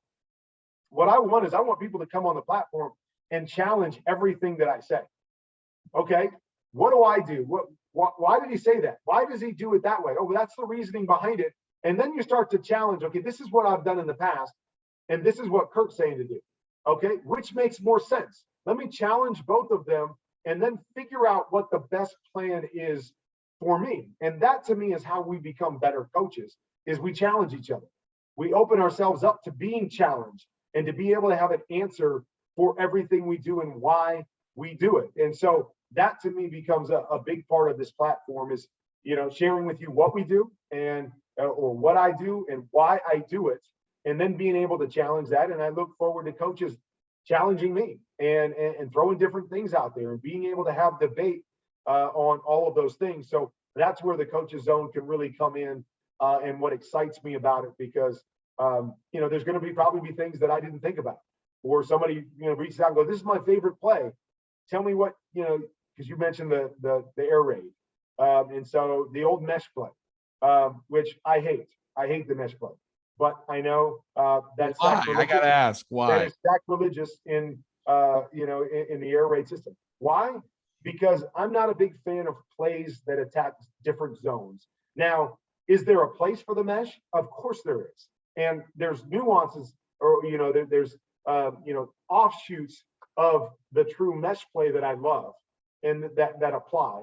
But the true mesh play with the two shallows and then the hook over the ball, it's kind of like the old drive play in the West Coast system that teams made famous. I hate it. And why do I hate it? Because you're sending three guys to three different zones. And so in my mind, there's no one defender that I'm isolating on that play. Yes, my shallow route can sit down and he can beat the defender that's really covering him, and we're successful. I get it. I don't like to play in that world. I don't like to beat somebody by my guy being better than their guy. I want to beat a team by going, okay, that will defender can either go high or he can go low. He can either go in or he can go out. And so plays that are designed to attack different zones are not my favorite plays. Because once again, when I design my playbook, I design plays to beat zone coverage. I can do a million things to beat man. I got a million answers to man, whether it's formations, release patterns, different routes that I can run. That's the easy part. The hard part is making sure you have a good play against the different zones that you're going to see. So I'm always designing my plays to beat zone first, and then building in things and nuances and ways to adjust them to beat man coverage in simple forms, or to have certain plays that I know are good against both. But to me, the mesh play in its truest form doesn't always answer those questions against zone. And so it's not a big play that I run. The drive play is not a play that I really have in my playbook, even though I might put it in for certain instances. And the mesh, the two shallow meshes, everybody's got to have it in their play, no doubt. But the truest form of it is not something that I'm a fan of. And, and other parts of that comes down to, and why I want people to challenge things is, part of it is we all see the game differently. So how I see the game, how I read the game, how I played the game might be very different than the way Joe Montana did. And so Joe Montana loved the drive concept. I hated the drive concept. And so a lot of it just goes back to that. And that's where you challenge things is, okay, is this better or is that better? And why do I like this? I just feel like the drive concept, or the mesh concept in good zone teams can take that away. A lot of the time if they know what they're doing. And again, I say take it away you might say the 3-yard, shallow stop is a successful play and not taken away. And so it's really how you look at it. But that's my perspective on certain things. Is it's got to match my mindset, and I've got to know without a doubt where I'm going and how I'm getting there on a timely fashion, which becomes another thing about the drive or the mesh, is there's not a true timing to it. And so it's hard sometimes to get from 1 to 2 to 3 because you're kind of waiting for a guy to get open. You're waiting to see how he adjusts. And some of those things can play into it too, which don't play to my strengths. So, and again, I'm not going to sit here and say I'm a connoisseur of the air raid and the mesh and taught it. I've heard it taught numerous times. And, so some people probably do it better than what I've heard, but that's just not one of my favorite concepts. It's interesting. I'm not surprised about mesh. I am surprised about drive, though. Didn't you guys run a lot of drive at St. Louis? We did run some drive in St. Louis. I was going to ask you, one of the questions I was going to ask you was, how much did Martz listen to you and play to your strengths in terms of, like you said, you like to read stuff after, rather than trying to do a bunch of stuff with the line? Like, how receptive was he to that? Very much so. But, really, I think but he still ran drive. We were a perfect match. Because he saw the game very similar to the way I saw the game. So we played the game very similarly. He designed plays very similar to that. He liked the 5-out stuff. That was something that I was really, really good at. And so, that was an easy mix because we did see the game very similarly and thought it very similarly. And again, I mean, just about every playbook that I've ever been in has the drive concept. I mean, everybody has it. I mean, it was made famous, and teams that are good at it can have success with it. I just had too many times where there was too much indecision for me on, okay, when do I got to get from the drive back to the in? And if I don't get there in time, then I can't beat the Mike linebacker with the throw, and he's sitting right there, and I've got to wait. And that kind of stuff, it didn't mesh with me. I'd rather, have somebody go into the backside and the shallow back there so I can look at the wheel linebacker and know right now who he's going to cover. And when I do that, now I'm successful and I can play with my timing and pacing that I like to play with. But I understand, you take the mesh concept, you can fit a lot of guys into it, and you don't have to have the timing all the time. You don't have to have the nuance and see the field quite like I did to be successful in it, because you can hang on the shallow a little bit longer and wait for it to make its read and then put the ball on the back shoulder if it's a tight throw. And so it's just a different way of playing the game. But I just think to myself, I know that every defense that I'm going to play is going to have a Mike, a Will, and a Sam. And every defense that I'm going to play, they're going to have a guy that covers both hook areas and the middle of the field. And so if I've got a concept that goes to those 3 areas primarily, I'm going to have some problems there. Now, what you do with those other 2 receivers to me is extremely important, because there's some things that I like, within that. If I do certain things with those receivers, then now it becomes a little better play in my eyes than the true mesh concept is to me. Interesting stuff. I would not have, if you would ask me before this, does Kurt Warner love drive? I'd be like, yeah, he probably loves it. So I learned something new today as well. Now we got about 20 minutes left, if that's okay with you. I got way more questions than we have time for, and there's some really good ones in here. So I'm going to put you on the spot here. We need to have you back during the summer once QBC gets going and you've got some content out there and some stuff. I'd love to have you back, because I'm going through, you kind of caught me when you finished your answer, because I'm going through the questions and I'm looking at the time and I'm looking at the questions and I'm looking at the time. And there's some really good stuff in here that I want to get to. Well, make sure you bottle them up, and make sure, if nothing else, maybe you can send them to me and I can answer a few on the platform along the way, as long as they're not too long. And then if they are and they're really good, maybe I'll just make them into a segment. That'd be great. Okay, so this comes from my man Anand Nanduri. He is a diehard Rams fan. And his question is, this is a good one.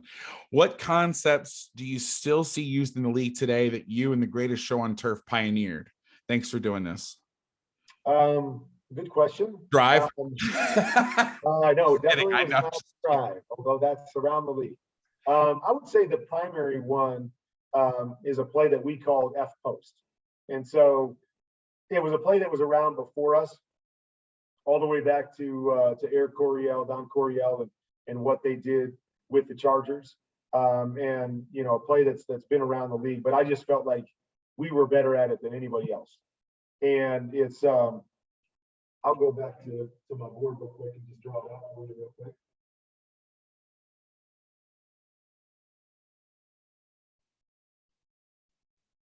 Okay, if not, I think I found it.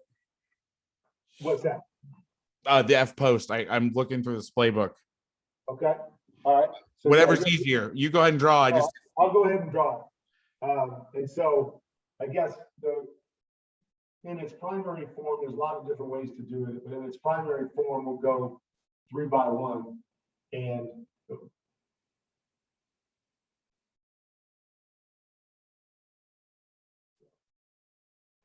so the F portion, the F post portion of it is really just a quick post by one of your guys.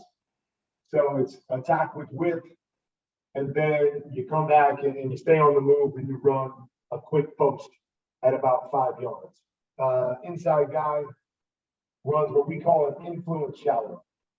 And so with that influence shallow, he's trying to attack the inside number of that first backer inside of him. Backside route,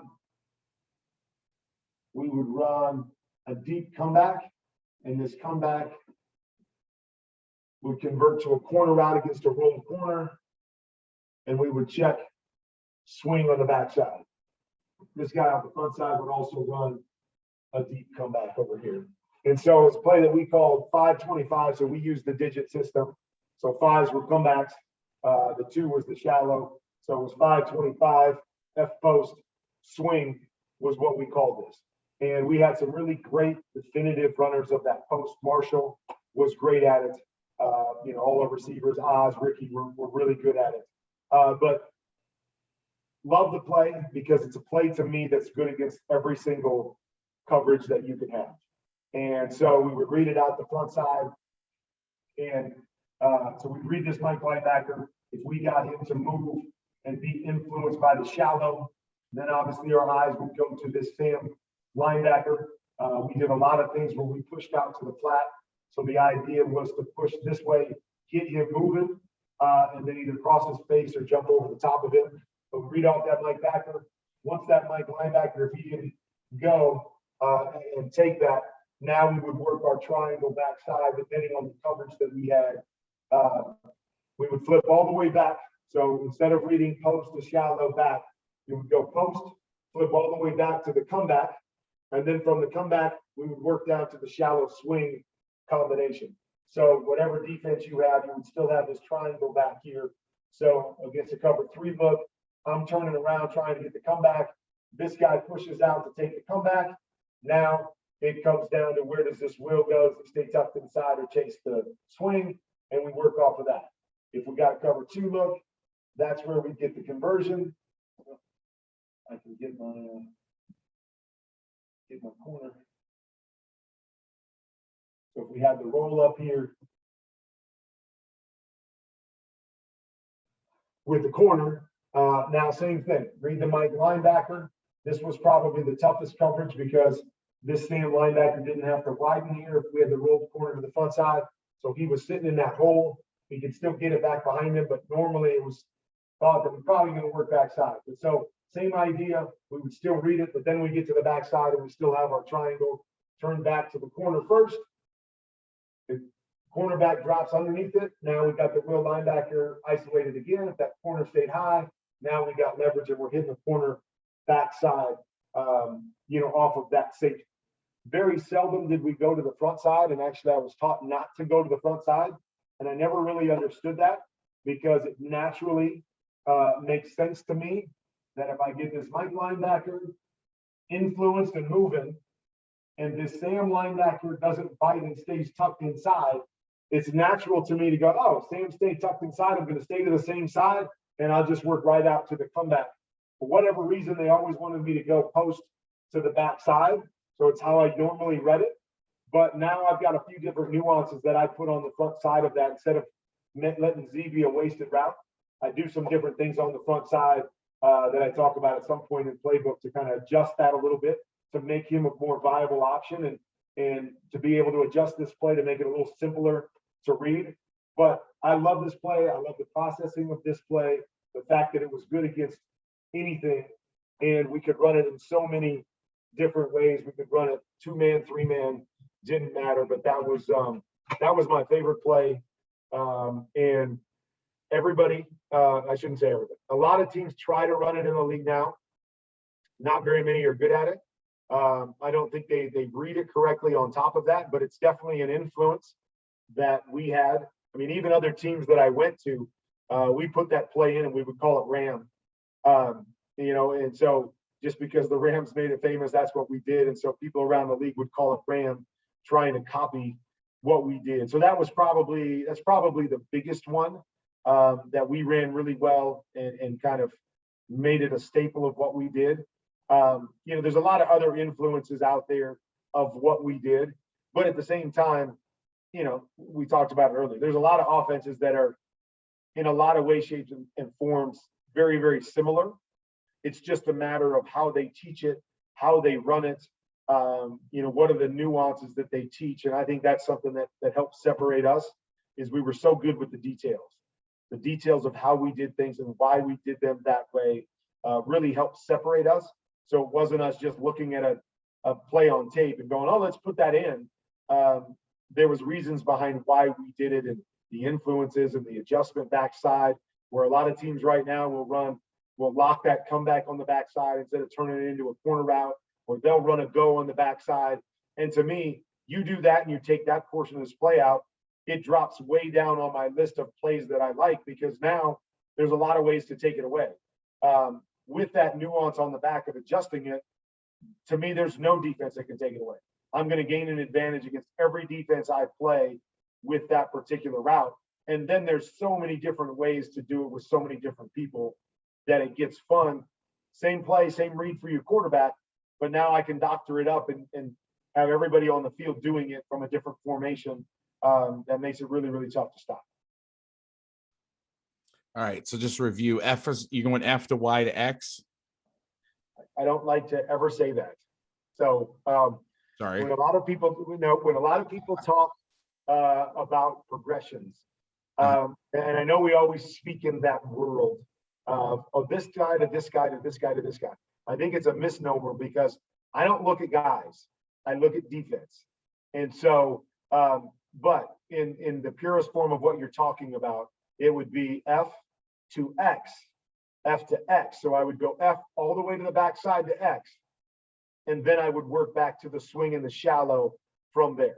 So the other thing is, you never want to be late on your deep throws. So I always want to work top down whenever I can instead of low to high, because if I'm late on a high throw, that's an interception. If I'm late on a low throw, I can adjust that and I can play, I can play with placement on that and protect myself a little bit. So it's F post all the way back to the comeback or the corner on the backside, and then we work down to our check downs, which are the shallow to the swing. And I remember you saying that, but so I have it looks like a 1995 playbook from Martz, so a little bit before you started working with him. I think he might have changed it then, because here it says F to Y, and it's exactly everything you've said except the progression's different. Do you think maybe he changed it, or this is wrong? I mean, I definitely think that's wrong. I definitely think it's wrong. I don't like it. But again, that's one of those things that, okay, we're sitting here right now, and this is what I would challenge everybody with what's on my platform or what I say, is take what I just taught you on the board and take what that says. What to me is a better read? If I go post and then I look at my shallow and then I have to work back to an 18-yard comeback. To me, that doesn't calculate, because once again, similar to the mesh concept, there's no timing on the shallow, right? There's nothing that says, it's just going. Okay, when you get to the shallow, it's going to be there right now. So then you can work quickly to the comeback. There is no timing on that, or no timing on the swing. So you never want to go to a route that doesn't have timing with it, if you've got timing routes within your offense. Right. So the post is a timing throw. The comeback is a timing throw. So I go timing to timing, and then I'm going to react to those things that don't have timing in them. Those things that maybe can adjust, because we allowed our shallow not to stop, but to settle in the hole there. So if I got all the way back to the comeback and then it told me to come down to my shallow or swing, now I have the ability to work those things, to see how it's played out and to get it to the right guy, still in a timely fashion. But if I go late to the comeback and I'm late to the comeback, that's a pick six, or that's going the other direction. So to me, it only makes natural sense to stay with your timing to timing and then recover to the things that aren't timing related. It also makes more sense to me that I'm trying to get the big play. I'm not trying to throw a shallow. I want the post.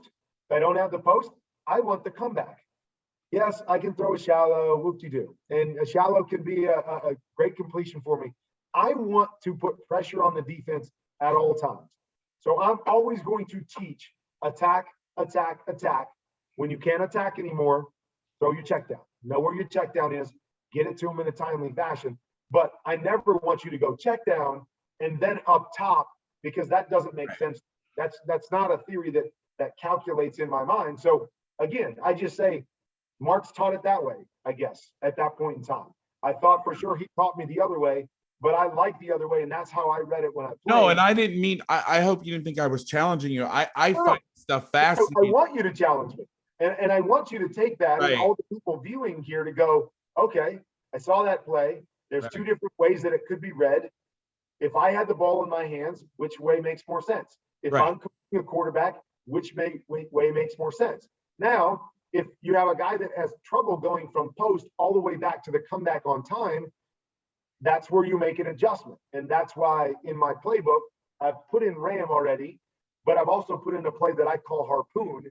That is an offshoot of Ram that to me makes the play simpler and makes the read more compact, keeps you to one side and doesn't force you to do all this and try to get back to a backside comeback on time. But if you can do it, that to me makes way more sense than trying to read it low to high, non-timing to timing, because more times than not, it's not going to play out the way that you want it to play out. And you'll have more problems throwing the deep one, reading it the other way, if you're even able to get there. Whereas if you get right back there, and again, I got so many things I can say about this. And the other thing, so here's the other thing, and I'll get this to on-field ABCs. We always talk about our feet and our eyes coming together as a quarterback. I always want my feet and my eyes to work together.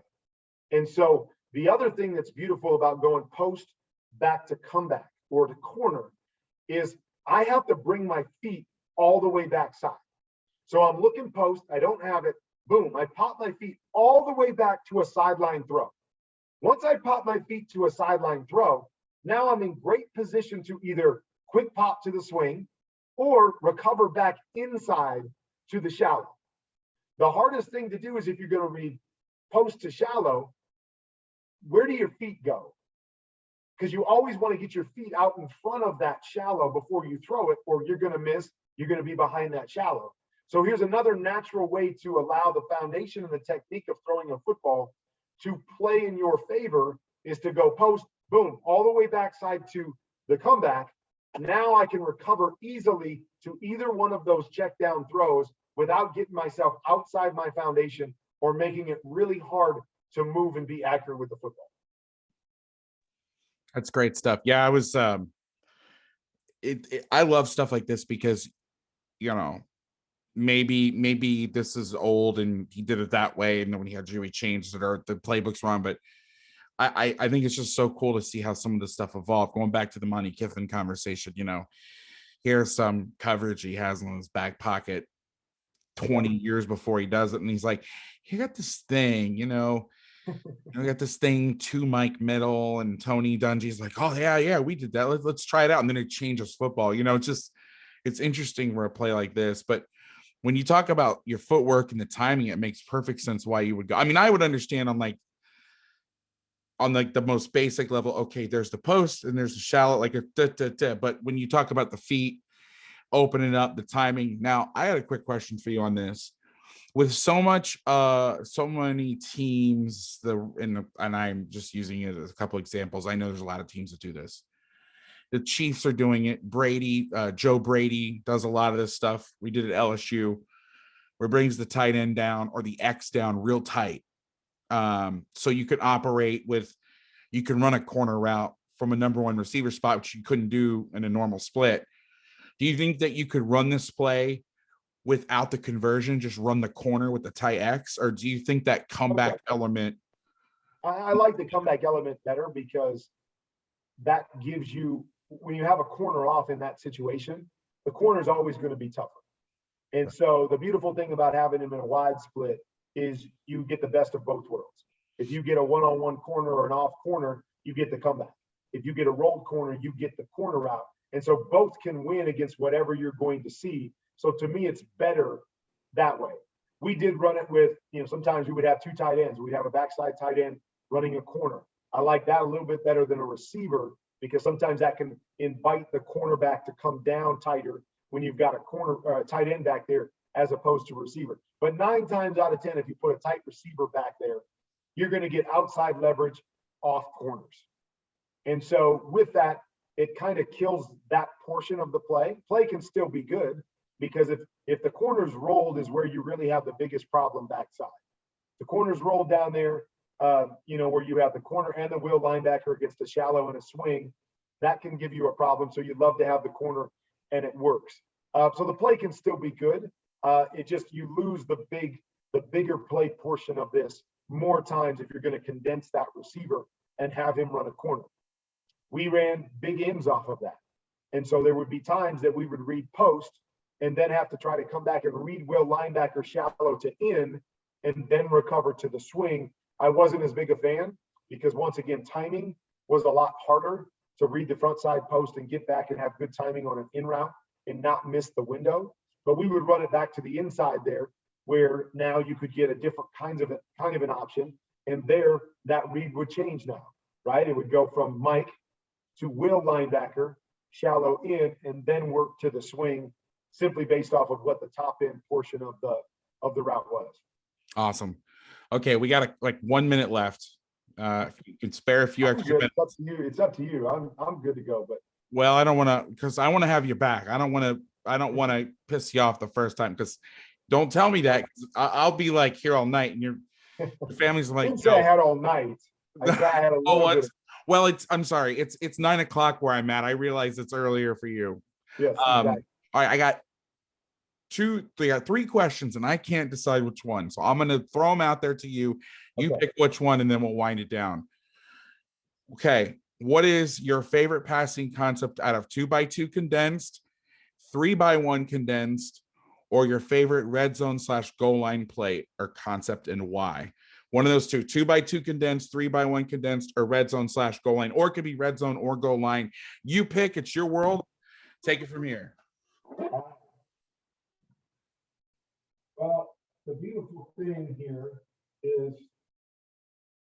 I can give you primarily the same play for all 3. Now we're talking. And so, and again, there'd be some adjustments based off of where we are on the field. But if I'm running a play, you're only giving me one play to run 30 times in a game, I am going to go in this stack alignment, and I'm going to run the play that I call Poco. And if I'm going out of 2x2, I'm going to put my back in the flat there. If I was in 3x1, my number 3 would run the flat there. And then backside, I'm running some sort of big end concept. So this would be the combination that I would live in just about every situation. As I said, I might adjust the backside if we got down into the tight red zone, because you're going to have a safety sitting inside there just about every time. And so I would adjust that concept backside. But this front side concept to me is a concept that you can run anywhere on the field. And I like it better out of a stack, even though you can run it out of a regular. I like it down in the red zone. And down in the red zone, the adjustment that's made for me as a quarterback is this now becomes more of what we would call a run it 8 or a bang 8, as opposed to the big 8. And that doesn't mean the ball can't be thrown up over the top of the safety on this. It just denotes to me that it's going to come out quicker. And it's not going to be a deep throw, and the footwork's not going to be the same. And by the same token, when we get down to the red zone, this becomes more of a deep out than it is a corner to try to grab these guys. But if you're giving me one play to run numerous times in a game, this is the play that I'm going to run. And I'm going to run it out of a stack on the front side. I can run it out of a stack on the back side. Doesn't really matter to me, but I definitely want to run it out of a stack on the front side. And just real quickly, I don't know how much time you want me to spend on this, but real quickly. All the time, Coach. You take your time. I could stay here for a very long time. I don't want to monopolize your time though. So you take all the time you need to explain this play. Let me just give you, one sense, and this will just kind of help to talk about what I'm going to do on my platform and why I think it can be valuable. But so anyways, obviously we can run this play out of any formation, and a lot of people will run it this way. And so if I get this play, I have my flag here. A lot of people are going to say this play is good against any coverage. I'll tell my quarterback that he can read it out this front side against any coverage. And to a degree, I understand exactly the point. And I'm a big believer that I really like this play and this concept from a normal split when I've got a corner off look. So I get a corner off look. I know I'm going to get isolation on this same linebacker and a high-low there. And so I like the portions on the back end. Free safety here. We'll just leave it there right now. Now I got a chance to grab him, throw the post there. Because of the depth by which I like to run the Y and the Z and the release pattern that I won't go into now, I feel like I'm going to hold this corner long enough. As long as my outside receiver gets his depth and runs out the right way, they're going to hold him, and I'm going to get my high-low off of that Sam linebacker anytime the corner's off. But the reason I don't like it against a corner roll, and a lot of people are going to say, well, why wouldn't you like this? It's got a high-low on the corner in this particular case, so you could still just come out and still read the flat defender on this play. It just happens the flat defender's the corner instead of the safety, and you can still have everything you want. Well, here's why I would run it out of stack if you only gave me one way to run. So the biggest problem when we play this out of a normal alignment is that you heard me say earlier on this call that I want the defense to have to cover width and depth. I want the defense to have to move as much and as quickly as possible. When we run this play out of a normal alignment, this corner or flat defender does not have to move, right? If he's off and we're asking this guy to cover this area, he's got to move right now to cover the flat, and he opens up the corner. He holds it all in here, he's lost on the flat. The corner in cover 2 does not have to do anything. He's already got leverage on the flat, all the way out through the numbers. He doesn't have to move. He does not have to cover width like the Sam does. So now all this corner has to do is cover depth. He's got to cover this guy out here and then fall back and cover the corner. So we've made it simpler on him from that standpoint that we're not stretching him right there.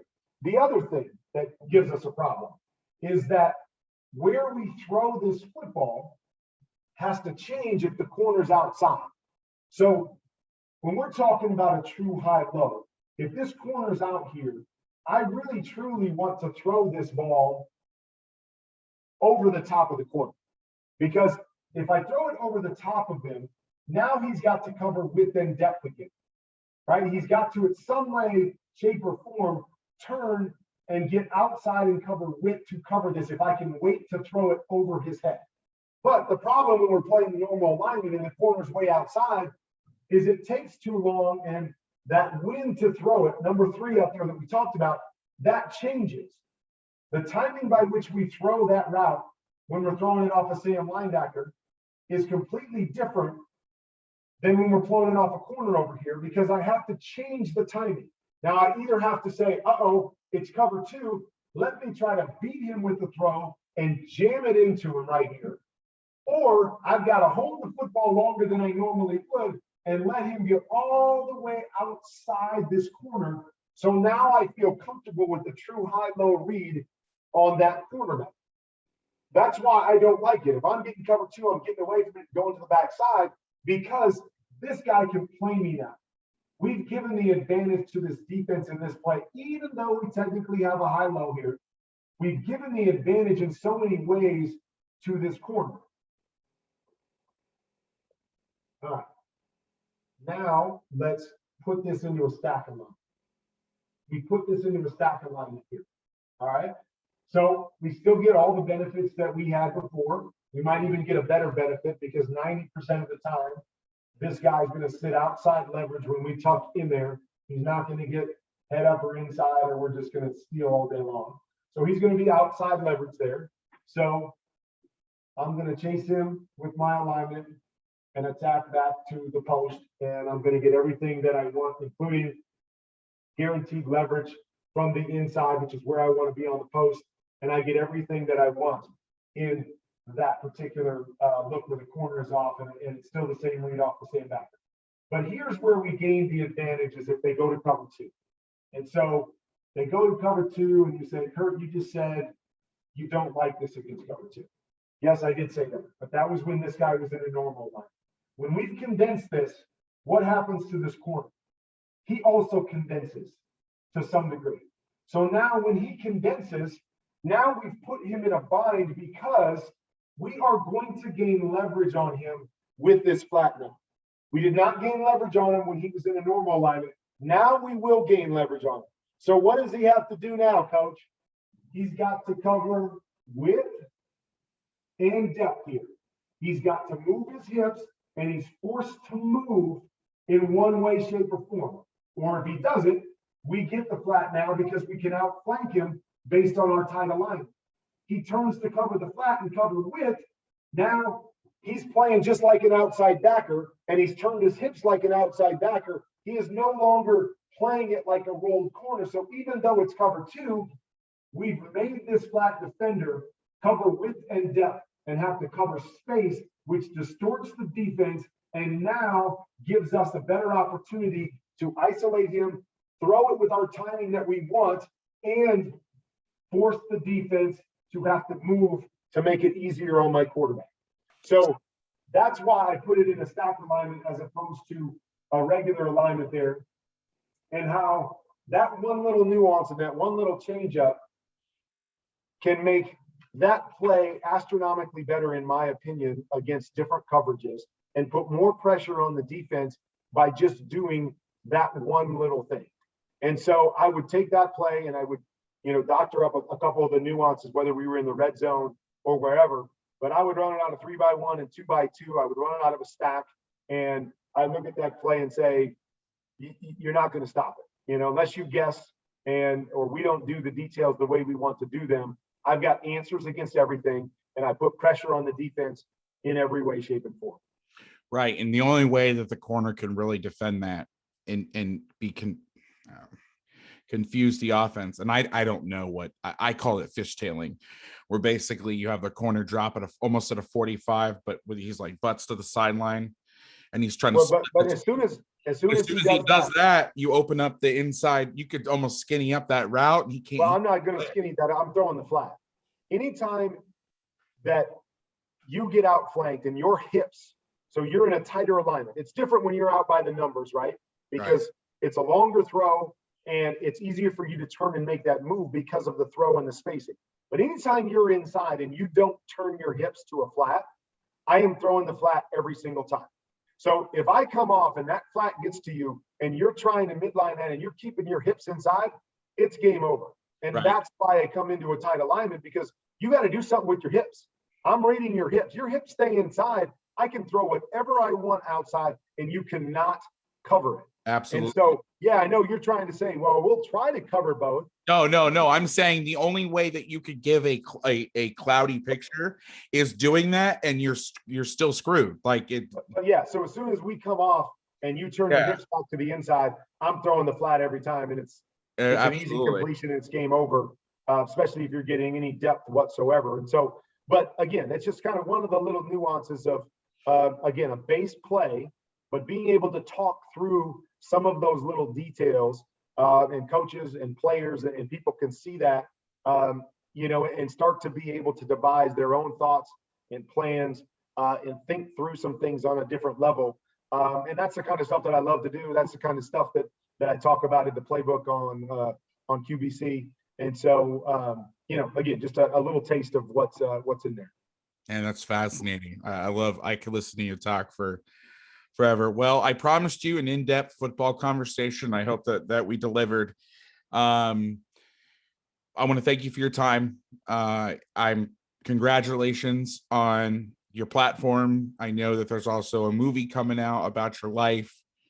I don't know if you were able to talk about much of that. I know that it's not a secret, but if you want to, I know. Yeah, no, it's acting, but we're done filming, and we're looking to release it at the end of the year, hopefully around Christmas. awesome. Depending on how everything works out with the pandemic. It's called American Underdog, and we're excited about it. We're excited about being able to impact people in a different way and impact people with our journey. And so, it's kind of surreal. It's very humbling, but at the same time, it's pretty cool to be able to, see your story go up on the big screen and know that it's got a chance to really impact a lot of people at a time when we need inspiration and encouragement. And there's lots of different levels in the movie that I think will speak to not just football fans, not just people that are dreamers and want the rags to riches story, but there's a lot of different aspects that speak to the idea of American underdog and overcoming. And some of those things are going to be really, really great. So I'm looking forward to that being released later on this year. And I hope everybody will go check it out. I mean, you've done a lot of cool stuff. You've been an NFL legend, Hall of Fame. You're on television. You've had probably a lot of moments in your life, professionally, that you go, oh my God, I've arrived. And I'm sure as time goes on and you do cool stuff, it has to. It's human nature. After a while, it kind of, not that it wears off, but it's not like the first time, like when you signed your first big contract or whatever. But I gotta say, there's very few things that reinforce that you've arrived by having Hollywood make a movie about you. Like, where do you go from there? Like, Right. you No, know, you're right. I that's remember very cool. talk about this, when I would speak sometimes. And I remember when one of my boys was young, and they always had those Nike T-shirts that had all those different slogans on them. And I remember one of my boys had a T-shirt that said, "One day they'll make a movie about me."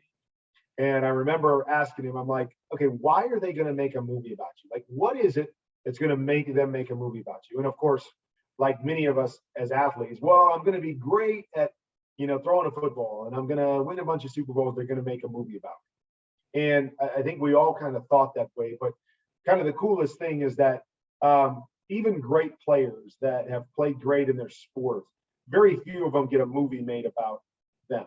Right. That oftentimes it's much deeper than just being good at a sport. It's having a story, and it's having a journey, and it's being able to encourage people, inspire people with that journey.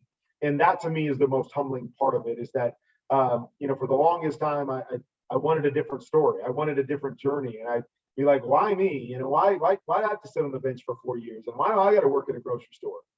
And then, when you're able to turn it around and look full circle, you're able to go, gosh, why me? Why did I get chosen for this journey? Why do I get a story that's unlike anybody else's story? Why do they make a movie about me? So I say that very humbly, that that the bottom line is that it's not, just about being great at something.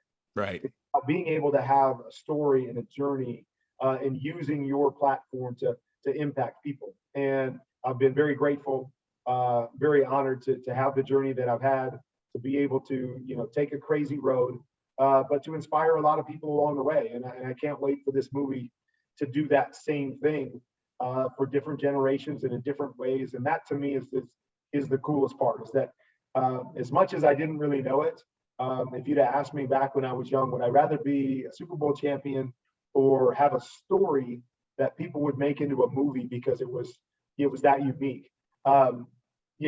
Now I know I would say I want the story. I want to have something that nobody else has. I want to have a story that nobody else has, and that's really the coolest part of all of this. I've been, as you said, I've got to do so many different things and been blessed in so many different ways, Right. And the blessings just keep coming. And this is another one of those where you're like, holy cow!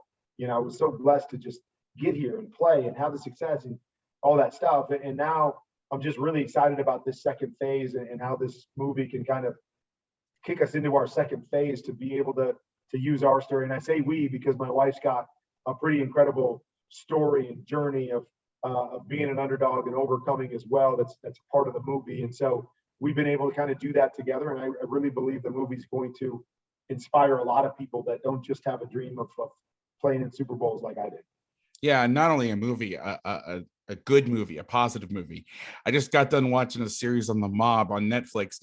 Not all movies are great. Also, Right. by the way, I'm gonna just letting you know ahead of time, I'm gonna clip all the cool stuff you just said, and I'm gonna doctor this where I'm like, so how does it feel to be asked to be with Coach Vass talking football? And it's inspiring, and it'll sound awesome. It'll be a perfect promo for you.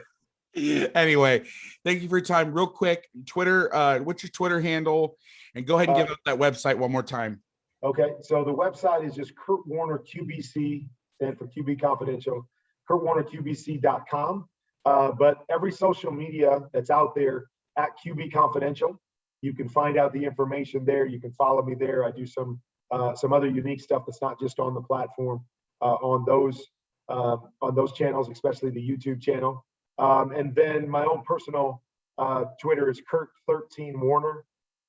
So I do some other stuff on there, some football stuff, some life stuff, all of that stuff. So QB Confidential will really get you to most places. And then the website again is my name and then QBC.com. And go check it out. There's a week on there that's free. If you just subscribe, you'll get a second week for free to kind of check it out. And I think you'll be pleasantly surprised and impressed with what's on there, and it'll only get better throughout the year. So hopefully you'll check it out and then hit me up with some questions, and we'll be able to do this on a daily basis until I'm able to come back and be a part of this show again.